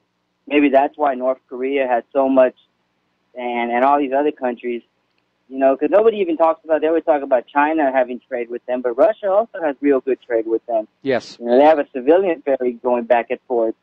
And it just boggles my mind. Everybody's like, let's go to war, let's go to war. It's like, wait. They probably have they probably know everything about our equipment and know how to defeat it. That's why a lot of these coups have been going under, like in Ukraine and Syria. And look at just those missiles a couple of months ago. I mean, it just boggles my mind that people know that our technology is being sold, and they still want to send our troops out, knowing that other nations could have the information to. Well, you remember the Chinagate scandal from the Bill Clinton administration. That was the information that he was allowing to be sold to China, militarily sensitive information regarding missile navigation and staging technology, which is especially where North Korea is weak on their rockets. They always seem to take themselves apart during the staging. Again, I haven't seen an actual blueprint of the rockets, but I have a couple of guesses what may be going wrong over there. Anything else? It just seems suicidal. It does. No, it absolutely does. It absolutely does. Anyway, listen, Dan, got to let you go. Got to take a break for commercials. We'll be right back. Hello, America. Welcome back to our show here. Getting on back to the economic news. We've been talking about the incredible gap between the claimed unemployment numbers coming out of the government and the corporate media and the very dire reality that we are in. And even Fox News the other day admitted that the reality is that almost half of able-bodied Americans cannot find work. And that's even worse than the Depression of the 1930s. Over 100 million Americans willing and able to work cannot find a job, have not been able to find a job for weeks, if not months. And the number of young men not working has doubled over the last 15 years. So you cannot look at this and say that this is an economy in recovery or that it's a healthy, functioning economy. I think what is going on here is the money junkies and the various Congress critters have come to the realization this economy cannot be turned around. And the goal now is to just suck everything they can out of it before it collapses. Basically, they're grabbing the silverware and heading for the door. Because we haven't seen them really do anything that appears to serve any other purpose than to accelerate the flow of wealth from the pockets of the American people into the pockets of the corporate CEOs and their lackeys in Congress. Okay, apparently Amazon has announced they're going to start their own version of retail computer repair, a rival to the Geek Squad. And apparently on that announcement, Best Buy lost $1 billion in value off of its stock with that, because Best Buy does not have the best of reputations in terms of the way they treat their customers. Neither does Geek Squad. I've only had to, the last time I dealt with Geek Squad, I wanted my computer repaired, and all I got was a non-stop sales pitch to upgrade to a new Windows 10 machine. It's like the guy did not even want to look at my computer, which I wound up replacing with another home build. So I'm going to take a good look at whatever it is Amazon is coming up with. But you know something? I grew up in an age where competition was considered a vital part of the functioning economy. That you've had lots of little companies that were competing in the same marketplace. It would keep prices low for the consumer, and it would keep quality high. And that was why competition was being encouraged. Now, under fascism, competition is discouraged, it is destroyed, and monopolies are allowed to take over. Because monopolies can sell you whatever they feel like selling you for whatever price they feel like selling it to you for. Windows 10, for example, here. Now, India continues to be one of the top consumers of gold, and apparently they are now pulling back another 220 tons of physical gold to serve their consumer market. That's a lot of gold. All right, we've got to take a break for station identification. We'll be right back. Aloha, America. Welcome back to our show here. Now, over at Market Watch, they had an interesting article. The headline goes, "Stay away from Bitcoin and Ethereum. They are complete garbage." And basically, they're going on in there and saying that these cryptocurrencies or cyber currencies, which are all the rage, they're not really a store of value. When you look at the recent sell-off that shaved 30% of their value in a week,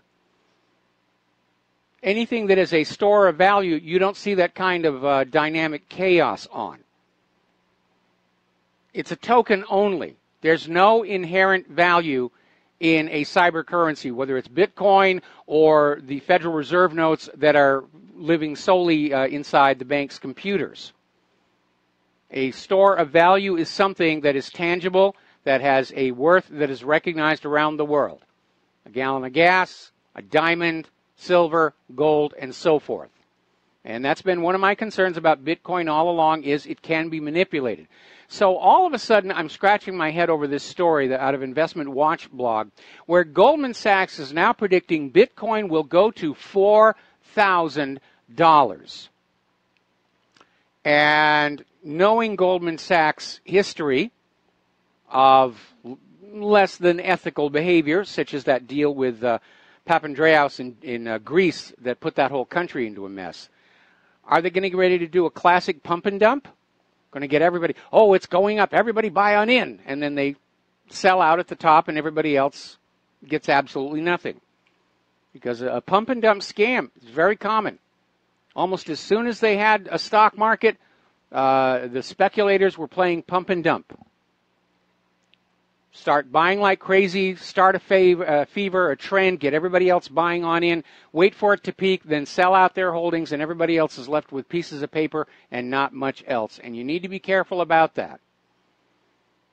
Wall Street stock trading likes to maintain the illusion that it's got rules and it's on the up and up and it's a very honorable and noble profession, but no, much of it is not. It's very predatory, it's very ruthless.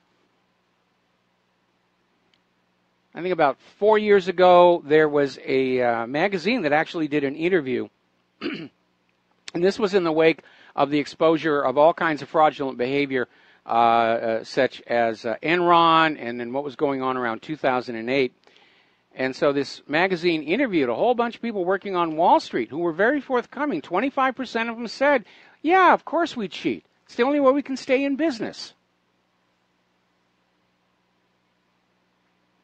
There was that wonderful movie, Inside Job. It came on out, won the Academy Award for Best Foreign Documentary, and then promptly vanished. But I think you can still hunt it on down.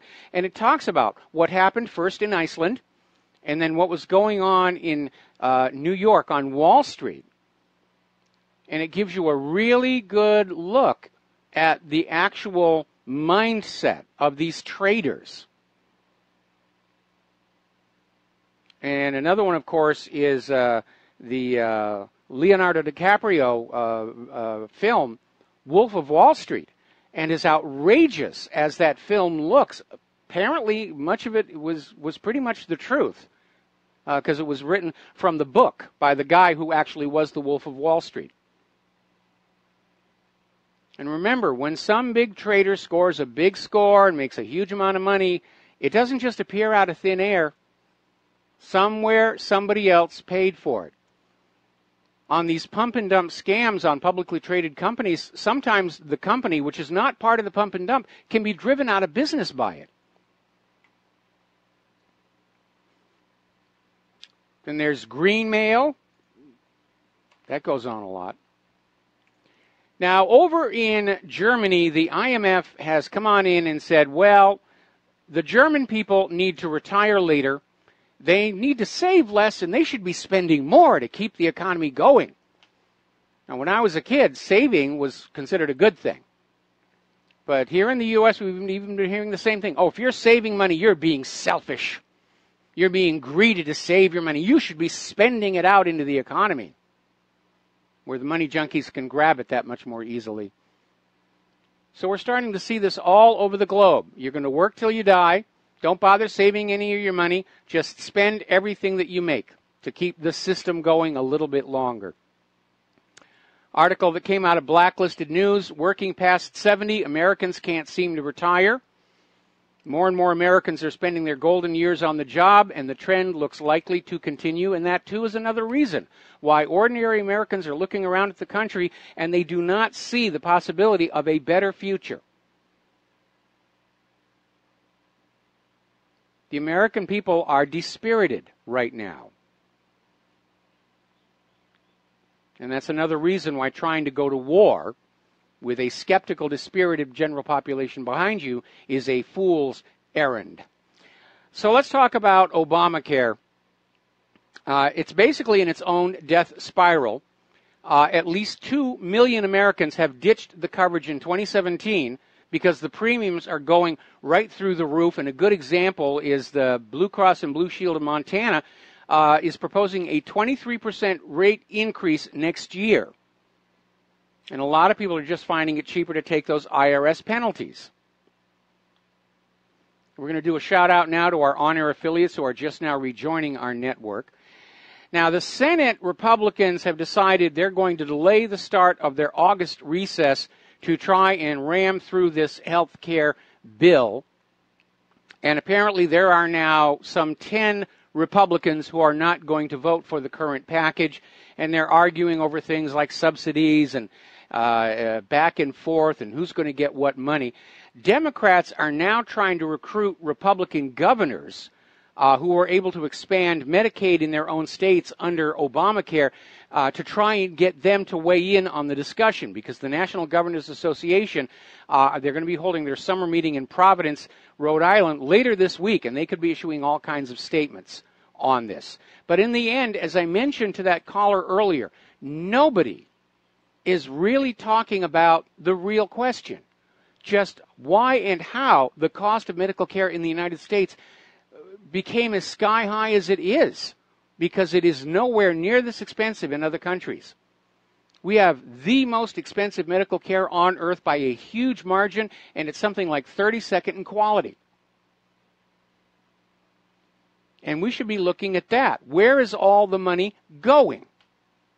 Is it really going to pay for the medical care, or is it being simply sucked up by these layers and layers of gratuitous administrators who all think the sole purpose of you getting sick is to make them a little bit richer? And a good example of that be out in California, because apparently California was on the verge of actually passing a single-payer system. And analysts had shown it would give everybody in California basic health care, save the state billions of dollars. But the health care industry basically started making huge donations into the coffers of the Democratic Party's candidates for the California office. And all of a sudden the Democrats are saying, nah, we don't need single payer. Obamacare is just fine. Politicians, the finest worms money can buy. All right, let's take a phone call here. Herman in Georgia, aloha. Welcome to the show. What's on your mind? Hi, how are you doing? Doing okay. All right. I wanted to expose fake news concerning Cain's life, the biblical Cain. Okay. But in order to do that, I have to finish climate change. Yes, there have often been climate change during the 4 billion, that's with a B, year history of Earth. Mm-hmm. But in that time frame, there have been 6 advents of mankind on Earth. That's not what the fossil record shows. That may be. But biblically speaking, Well, in Genesis okay, 21. Herman, I hate to cut you off, but this is not a show about religion, okay? And I'm trying to answer your question about Cain's wife. it doesn't have an So answer. Okay. Yes, it does. All right, Herman, If we're short on time, and I want to get back to the real world and the real news. So thank you very much for the phone call. All righty, getting on back to the situation. Now, as you know, over at the G20, there was quite a bit of a ruckus with all the protesters, and nobody knows where they came from, where they're being funded. A lot of identically printed signs were out there, so there was some support.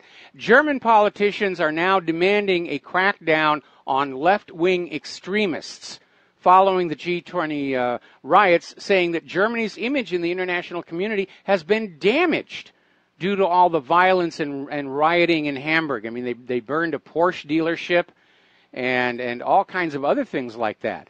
Amazingly enough, CNN was reporting that the protests at the G20 were actually peaceful, that everything was all hunky-dory over there. Meanwhile, participants in the G20 protests are complaining that the police crackdown was too extreme.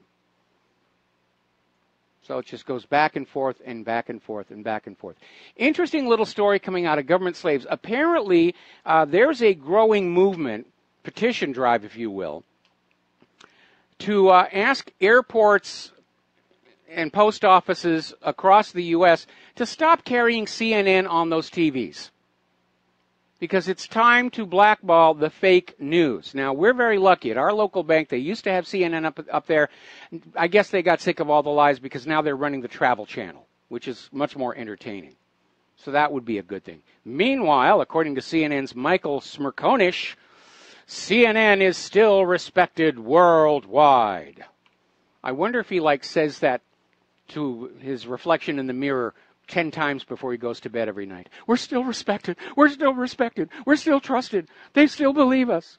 Anyway, apparently there's another big stink going on up in Germany because of statements made by African Muslim migrants when they get caught doing bad things. They're all coming back and saying, your laws don't apply to me because I am Muslim.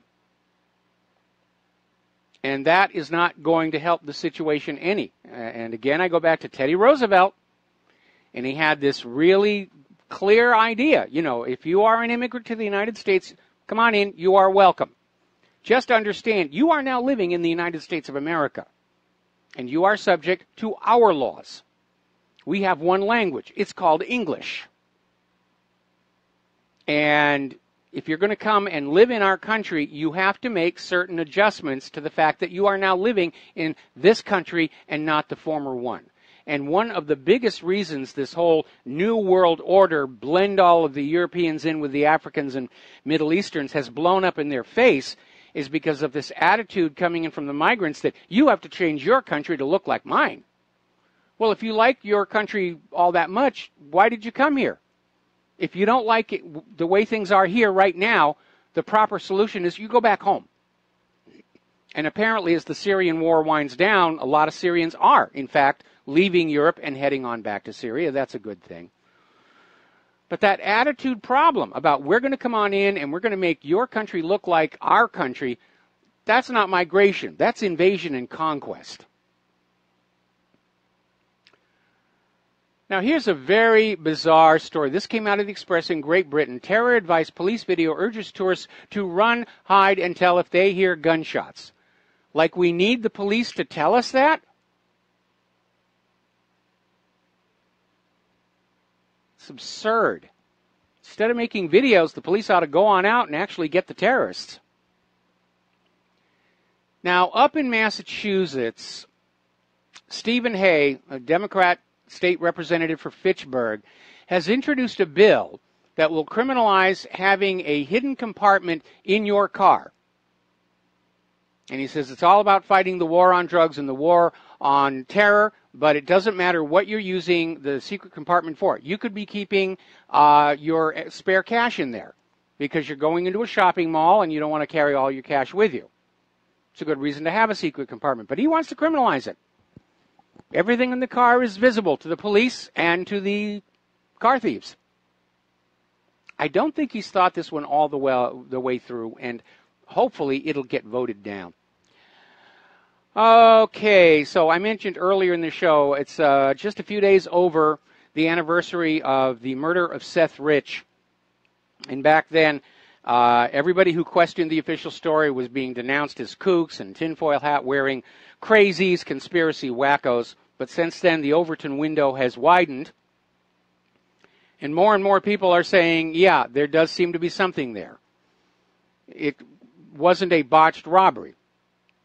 The profiling group came on in and said it looked like it was a professional hit. And again, the leaked emails from the DNC and from Podesta stopped the day that Seth Rich was murdered. Now, as I mentioned before, there's an IT specialist, and he's staying anonymous because he doesn't want to follow Seth Rich.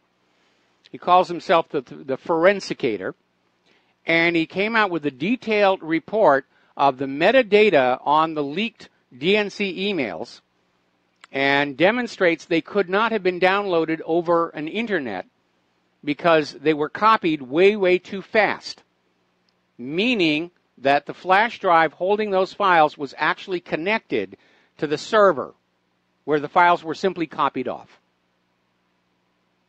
So again, another nail in the Russia hacked the DNC servers. And again, the FBI has requested access to those servers something like 13, 14 times, and Ben refused every single time. It reeks of cover-up. It reeks of assassination. And I think probably most Americans, like myself, are just getting fed up and disgusted with this idea that the rich and powerful can get away with this sort of behavior and nothing ever happens to them. But by golly, if you're hungry and starving and you steal a loaf of bread from the local convenience store, you're going away to jail for a long time. We do not live in a just system. Not when the rich and powerful can get away with what they get away with. We have a two-tier system. Us serfs, us slaves, and the nobility, the celebrities, the political elite, the ultra-rich. And I got to see a little bit of this myself when I was working in Hollywood. And it disgusted me then, it disgusts me now. If you are using the GNU PG crypto library, it has been cracked. Apparently they found a bug, or maybe it was an NSA backdoor in libcrypt 20. It has now been patched, and is being distributed for Debian and Ubuntu. So you may want to update that if you're using GNU PG on your system.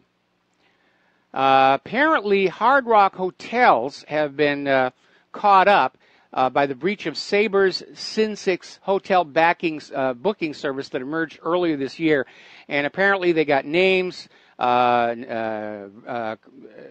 virtual numbers. They're saying personal information like Social Security, passport, or driver's license numbers was not accessed, but apparently enough data was where they're contacting customers and saying it's time to change passwords. And by the way, it is a good idea to be changing your passwords on a regular basis, and do not use one of those online password savers. That's just ridiculous. Here's an interesting study. Apparently there was a domestic dispute just outside Albuquerque, New Mexico, and this guy and girl got into an argument, and he asked her, did you call the sheriffs? And Google Home picked up on that and immediately called the sheriffs, and the sheriffs could hear in the background the domestic dispute. And they showed up, much to the surprise of both the people in there. So, got to be careful what you say around those things. They're listening all the time. Yeah, we already talked about that one. Now, the corporate media, of course, is still running with the claims of Russia hacking nuclear plants, even though they admit to zero evidence. You probably saw this a couple of weeks ago. Russia can hack our nuclear power plants. They can blow them all up. They can turn them into bombs. There are so many things wrong with that story. We got a phone call waiting when we come back from the commercial break, and then I'll tell you why this story is utter nonsense. We'll be right back. Aloha, America. Welcome back to the show. We're going to take a phone call here from Sovereign Man in Freedom Land. Aloha, welcome to the show. What is on your mind today? Hey, Mike. I've got a lot of things on my mind, but right now I want to focus on this one thing. I received a message. It's an announcement for July 12th. It says there will be a massive internet-wide day of action to save net neutrality. Okay. The website is, if that's okay, it's battleforthenet.com. Can you speak a little closer to the microphone on your phone, because we're having trouble hearing you? Yeah. Is this any better? Much better. No? Okay. The website is battleforthenet.com and / July 12th. Yeah, just wondering if you heard anything about that. I hadn't heard about this particular event, but obviously the debate over net neutrality continues to rage because the removal of net neutrality allows the corporations that have that net backbone to start charging for premium service rates, to marginalize those who won't cough up the extra money, to outright ban and block traffic that they do not like. Now, the whole principle of net neutrality actually goes back to when the government broke up the original Bell telephone into the regional telephone companies, and it ignited an argument over this idea that how were phone companies going to handle traffic that originated outside their area of business or terminated outside their area of business, or both. And it was established at that time the principle of a common carrier, meaning that even though administratively and economically the telephone system was now broken up into parts, it was to be operated as a single homogeneous system where all carriers would carry all traffic equally, and that was called the common carrier principle. So as the internet started to become commercialized, it sort of naturally gravitated to that same idea, that all internet service providers are carrying everybody's traffic equally.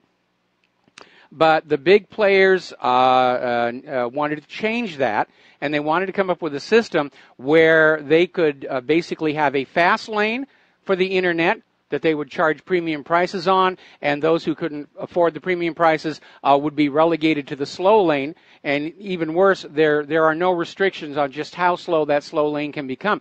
And a lot of us are already dealing with the fact that we're paying for high-speed broadband speeds that we do not actually get in our home. And Spectrum is a big abuser like that. They've even been sued by the state of New York. And they're out there saying, we're not throttling, we're not throttling, we're not throttling. And yet in their own website, it says that load management requires slowing down traffic from time to time. They're just using a different word for it. And the idea is to maximize their profits. They're not upgrading their equipment or increasing their bandwidth. Like most of these other companies, they're already oversubscribed, which is why they're not able to deliver the service that is being paid for. And so now they just want to be able to say, well, we're going to have a fast service for like the streaming movie companies, and whatever's left over, everybody else can fight over. And it's not going to be good for individuals and small organizations. Basically, they're trying to turn the internet into just another media distribution network, only with a lot more buttons and keys on it. And that's why a lot of people are very upset over the loss of net neutrality. And fees. And fees. I couldn't hear that. I said, and more fees. Oh, of course. It's always about more fees. When a country gets in... okay, go ahead. I'm sorry. I don't know if you've been noticing these, but here in my region, I've been noticing these transponders that are going up underneath the light post on the streets. I believe that there's a 5G network that's going up in the area. Could very well be. I don't know. Have you seen those? I mean, they're going to be we're way behind the times here. We're way behind the times here in Hawaii. We're still catching up on the 4G. Yeah. It's interesting. And you know, at the tip of Kauai, facing China, is a microwave station. It's a radar. I've been up there. It's it's a military air defense radar. It's also used for tracking rockets coming out of the Pacific Missile Test Range. Anyway, Sovereign, I need to let you go. We got to take a break for commercials, and we'll be right back. Hello, hi, America. Welcome back to the show. So we're going to step on back to this story where a little while ago the corporate media was out there saying Russia could hack our nuclear power plants, and it's already happened once. Now, of course, that one time they say it happened. As it turned out, it was another nothing burger because they found this malware on a laptop that was not even connected to the systems running this nuclear power station. And they only said it had to be Russia because it had similarities to something that was in Russia. It was a very, very tenuous case. And again, there was no direct connection. So they had to back off that story. Now they're back out here saying Russia could hack our nuclear power plants. They could cause meltdowns. They could turn them into bombs. Well, you can't really turn a nuclear reactor into an atomic bomb because the uranium isn't enriched enough to support a nuclear detonation. That's the first mistake that they've made. Second of all, the computer systems that run critical infrastructure like power plants are not connected to the outside internet. The infecting agent has to be brought in on a flash drive. If you're worried about our nuclear power plants, you should be worried that Stuxnet is still out there in the wild, and that did not come from Russia. This is more of the same thing. Bash Russia, demonize Russia, no matter what it takes. And they're not getting any traction. Maxine Waters is still out there with the claim that 17 intelligence agencies agreed on the Russian hacking, even though the New York Times and the Associated Press were forced to admit it simply was not true, and they retracted the story. Now, the other part that you need to understand is it is impossible to 100% verify the origin of a cyber attack. Cyber criminals are very clever. That's why it's so hard to hunt them down. Moreover than that, the Vault 7 leaks revealed that the CIA had a specialized cyber warfare unit that specialized in false flag cyber attacks, of going on in, wrecking a computer system, and leaving indications that a third party had done it. So you don't know. When something gets hacked, you cannot say with certainty who did it. You just don't know. You simply do not know. Now, talking about selling bad products for the most money here, Intel is out there working around with a new chip, the Pentium G4560, and it is intended for low-end machines. But as it turns out, this chip is actually performing very fast. It features both hyper-threading and has 3 megabytes of L3 cache. And basically, it's $64 chip offering 3.5 gigahertz and 4 threads. It is so powerful at that price, Intel is concerned it's going to pull sales away from their more expensive higher-end chips. So they are going to go in and literally cripple it, make it less effective. They'll change the microcode around to make it time wasteful, energy wasteful, in order to make the Core i3 chip still competitive. Gone are the days where you made the best product you could in order to sell it to the public. Now you make something that's so-so, you fit it into your sales plan. It's amazing here. Apparently, Silicon Valley has been hit with a major wave of sexual harassment allegations. And apparently, is this really an abuse of positions by CEOs and all of a suddenly rich people who are just in love with their own power and wealth? We don't know, but scores of women are coming forward with allegations against high-tech investors, VCs, CEOs, and apparently some people have lost their jobs over this. So it is a huge scandal. By the way, speaking of Silicon Valley, CNN is taking a beating, not just in the ratings, even in the App Store. CNN-related apps are coming up as 1 star. BBC, Fox are both 4 to 5 stars. Now, the rating of 1 star has nothing to do with the quality of the app itself, but the content of CNN's news.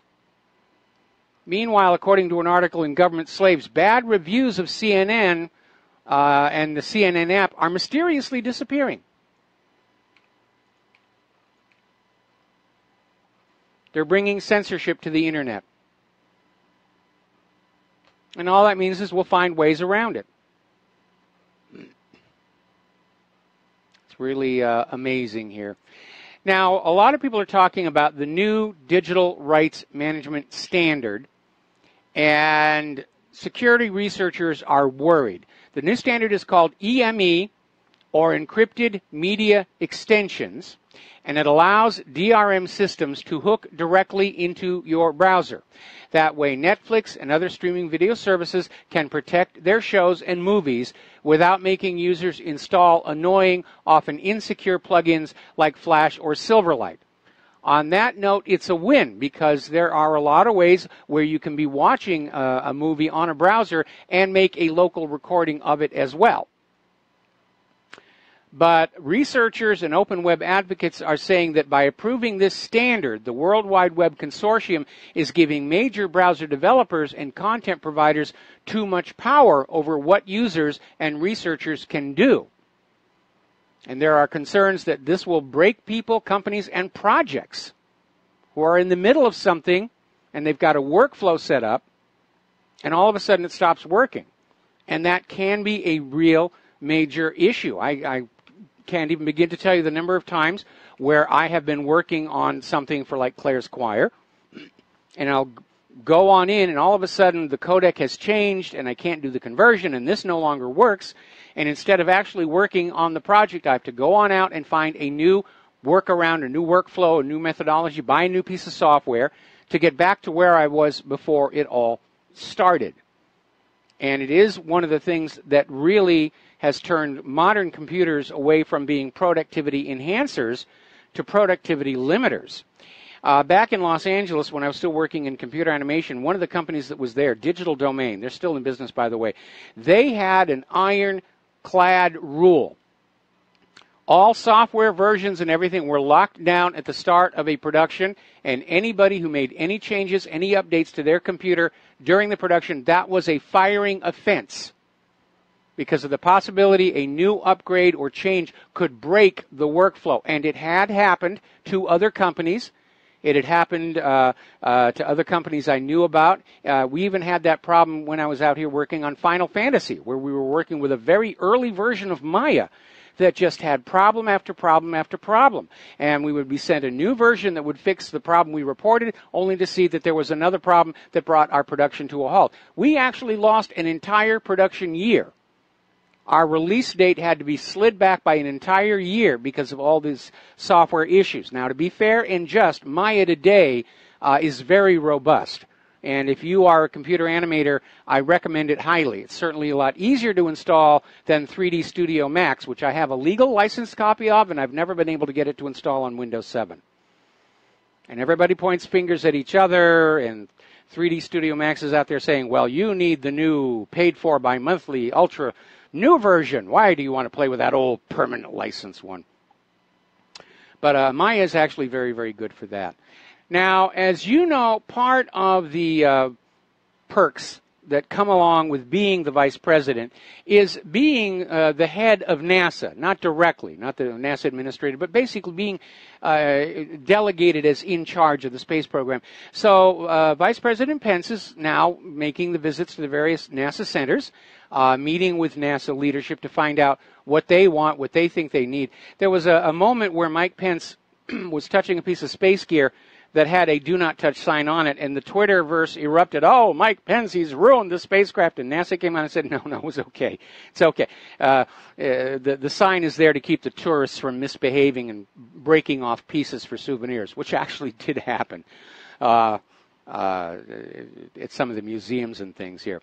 But Mike Pence is reiterating the promise to return to the moon and an eventual manned Mars mission. And I am fully on board with those objectives, not because we need to go back to the moon and that I want to see the flag of the United States of America fluttering over the plains of Mars, but because we all need to remember that tech boom of the 70s, 80s, and 90s that was so good for our entire economy. Those are good times.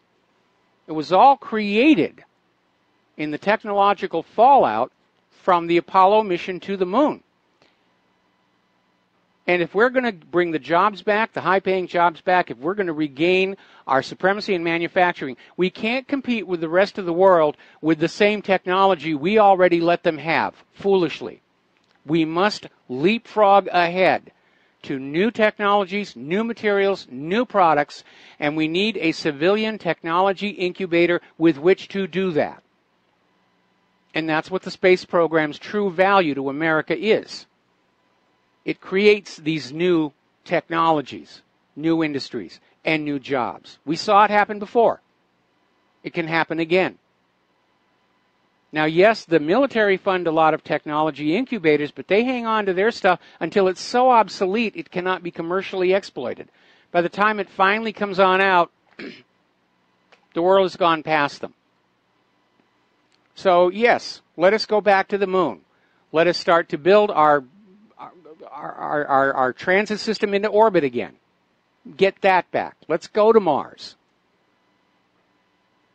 Because along the way, we're going to find the path to reviving America's manufacturing. And that's the missing component. We don't have that right now. We will never regain our manufacturing superiority competing with other nations for what is being made today. Our corporate culture was very foolish in just letting that go to these other countries, and we're not going to get it back. Those other countries won't be that stupid. Michael Crichton actually wrote a book that talked about this called Airframe, and was never made into a movie, and I can understand why, because it talks about the aviation industry. But behind all of that was a cautionary tale about the dangers of globalism and how it was ultimately going to be bad for American companies. As they leveled the playing field, being that we were on the high ground, we would have to be pushed down, which is exactly what has happened since then. I admire Michael Crichton. He's one of those people who, when he reached a certain amount of wealth, he started using his art for socially constructive purposes. George Carlin was another. Once past a certain point, he was going to tell the truth as he saw it. Admire him hugely. Now, in 2 weeks, Russia is going to launch a new satellite. It is a very small satellite, roughly the size of a loaf of bread. It's a CubeSat. And they're going to launch it on a Soyuz 2 vehicle. But here's where it's going to be interesting. It's unfurling a giant pyramid-shaped solar reflector.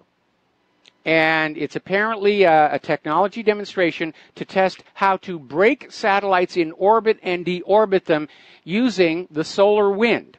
And while it is up there, it will be the brightest object in orbit. It'll outshine the International Space Station. So that's going to be kind of exciting to look at. So good for the Russians on that one here. And yeah, that's a good use for a solar sail to bring down space junk. Space junk's becoming a big, big problem, and somebody has to solve it. Now, newer satellites by treaty do carry with them the means to deorbit and get out of the way of what's coming in the future. Unfortunately, there's a lot of stuff up there from before that agreement that it's dead, abandoned boosters, things that got lost. Ed White's outer glove is still up there someplace. And sooner or later, there's going to have to be a garbage collection service up there. And, of course, this gets into the issue of the idea of allowing our ground wars to be carried out in orbit, because we could turn near-Earth space into an orbital shrapnel field, which will make it impossible for any further space flight, commercialization of space, or exploration. We could literally entrap ourselves on our planet with all that debris racing overhead. One of the things that should alarm us all is that the planners for war never think about what's going to happen after the war is over. It's all victory or death. We will win, and then somebody else will clean up the mess. And boy, the messes are accumulating. Got them here in Hawaii. We got scrapped munitions, big piles on the ocean floor. It's marked on the maritime charts. No drag fishing here. You might bring up something you don't want. War in orbit would be more of the same. Looks good on paper. It certainly worked us to help defeat the enemy, but oh, gee whiz, there's a problem up there. I remember in the very early days of passive radio reflection from space, they actually floated an idea. This was about the time they were putting up the Echo series of passive reflector balloons, and they were very bright also. They actually proposed literally giving the Earth a Saturn-like ring of these wire needles. Fortunately, that idea was not allowed to go forward for the concerns I have just now shared with you. But again, the military, they get some strange ideas. Did you ever wonder why John F. Kennedy, when he talked about going to the moon, I would say to make it this mission before this decade of landing a man on the moon and returning him safely to the Earth? And he always put that in there because the Pentagon had actually suggested the idea, in order to beat the Russians to the moon, of making it a one-way trip with a pilot who volunteered for a suicide mission. We're going to put him on the moon, and yeah, he's going to die there, but at least we beat the Russians. And the Pentagon actually thought this idea was going to fly. And that's why Kennedy always had that thing, return him safely to the Earth. We are not going to go with a halfway trip or a one-way trip. Been yet another study. This is being reported over in vactruth.com. Another study warning of the dangers of multiple vaccinations. That's where you take your kid on in and they get several shots all at the same time. And looking at the data that is being brought in from the vaccine incident tracking system, they're discovering that kids who get 3 or more vaccines at the same time have a much higher chance of winding up in the hospital with adverse reactions. And in some areas now, the triple vaccine, the MMR, they've stopped offering the single shots. We're going to take another break for commercials. We'll be right back. And aloha, America. Welcome back to our show here. And sometimes political correctness can go way, way too far here. And I'm looking at this story, a gentleman by the name of Cloud Davidson. And when he was a kid, he would used to come to Hawaii every summer because his uncle, aunt, and cousins lived down on the Big Island near a place called Hapuna Beach. And so when Davidson grew up and he was living in Oregon, he opened a restaurant called the Hapuna Kahuna Tiki Bar and Kitchen.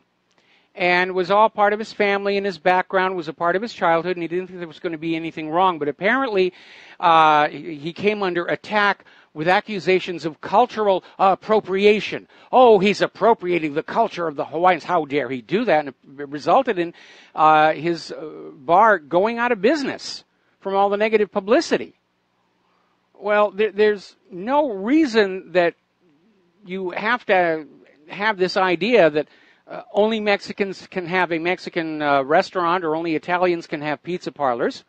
That's just plain silly. And I want to share a little insight with you. These Hawaii-themed places on the mainland help stimulate tourism to Hawaii. A lot of people come to visit in Hawaii. They got excited about Hawaii because they saw the Tiki Room at Walt Disney, or if they're a little bit older, there was a place called the Tiki's in Monterey Park, and it was really overblown. It was a big restaurant, and there was a big Polynesian floor show, and they had the fire dances and the hula girls, and it was tiki-tacky. It was actually so bad it became the stuff of legends, and I actually worked there briefly as a magician and a DJ when I was working my way through college. But people got excited by the experience and said, I want to see what the real Hawaii's like, and it was actually stimulating tourism.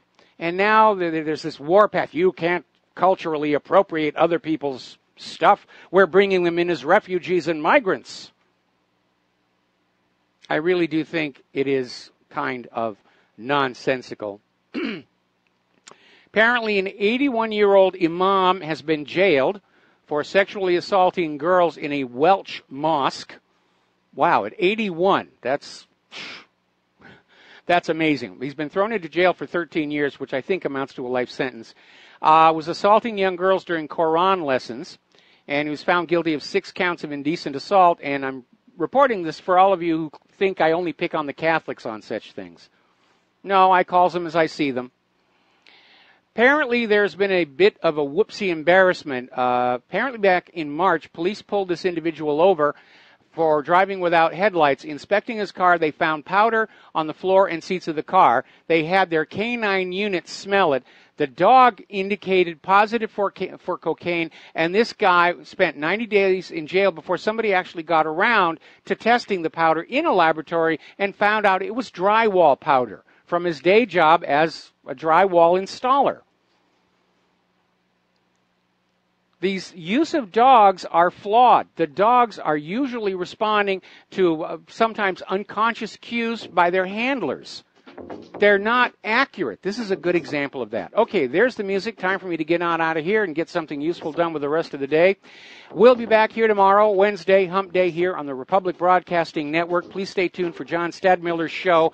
Take what you learn here, share it with everybody that you know. We have to keep pushing back against the corporate fake news while we still can. We'll be back tomorrow. Aloha, America.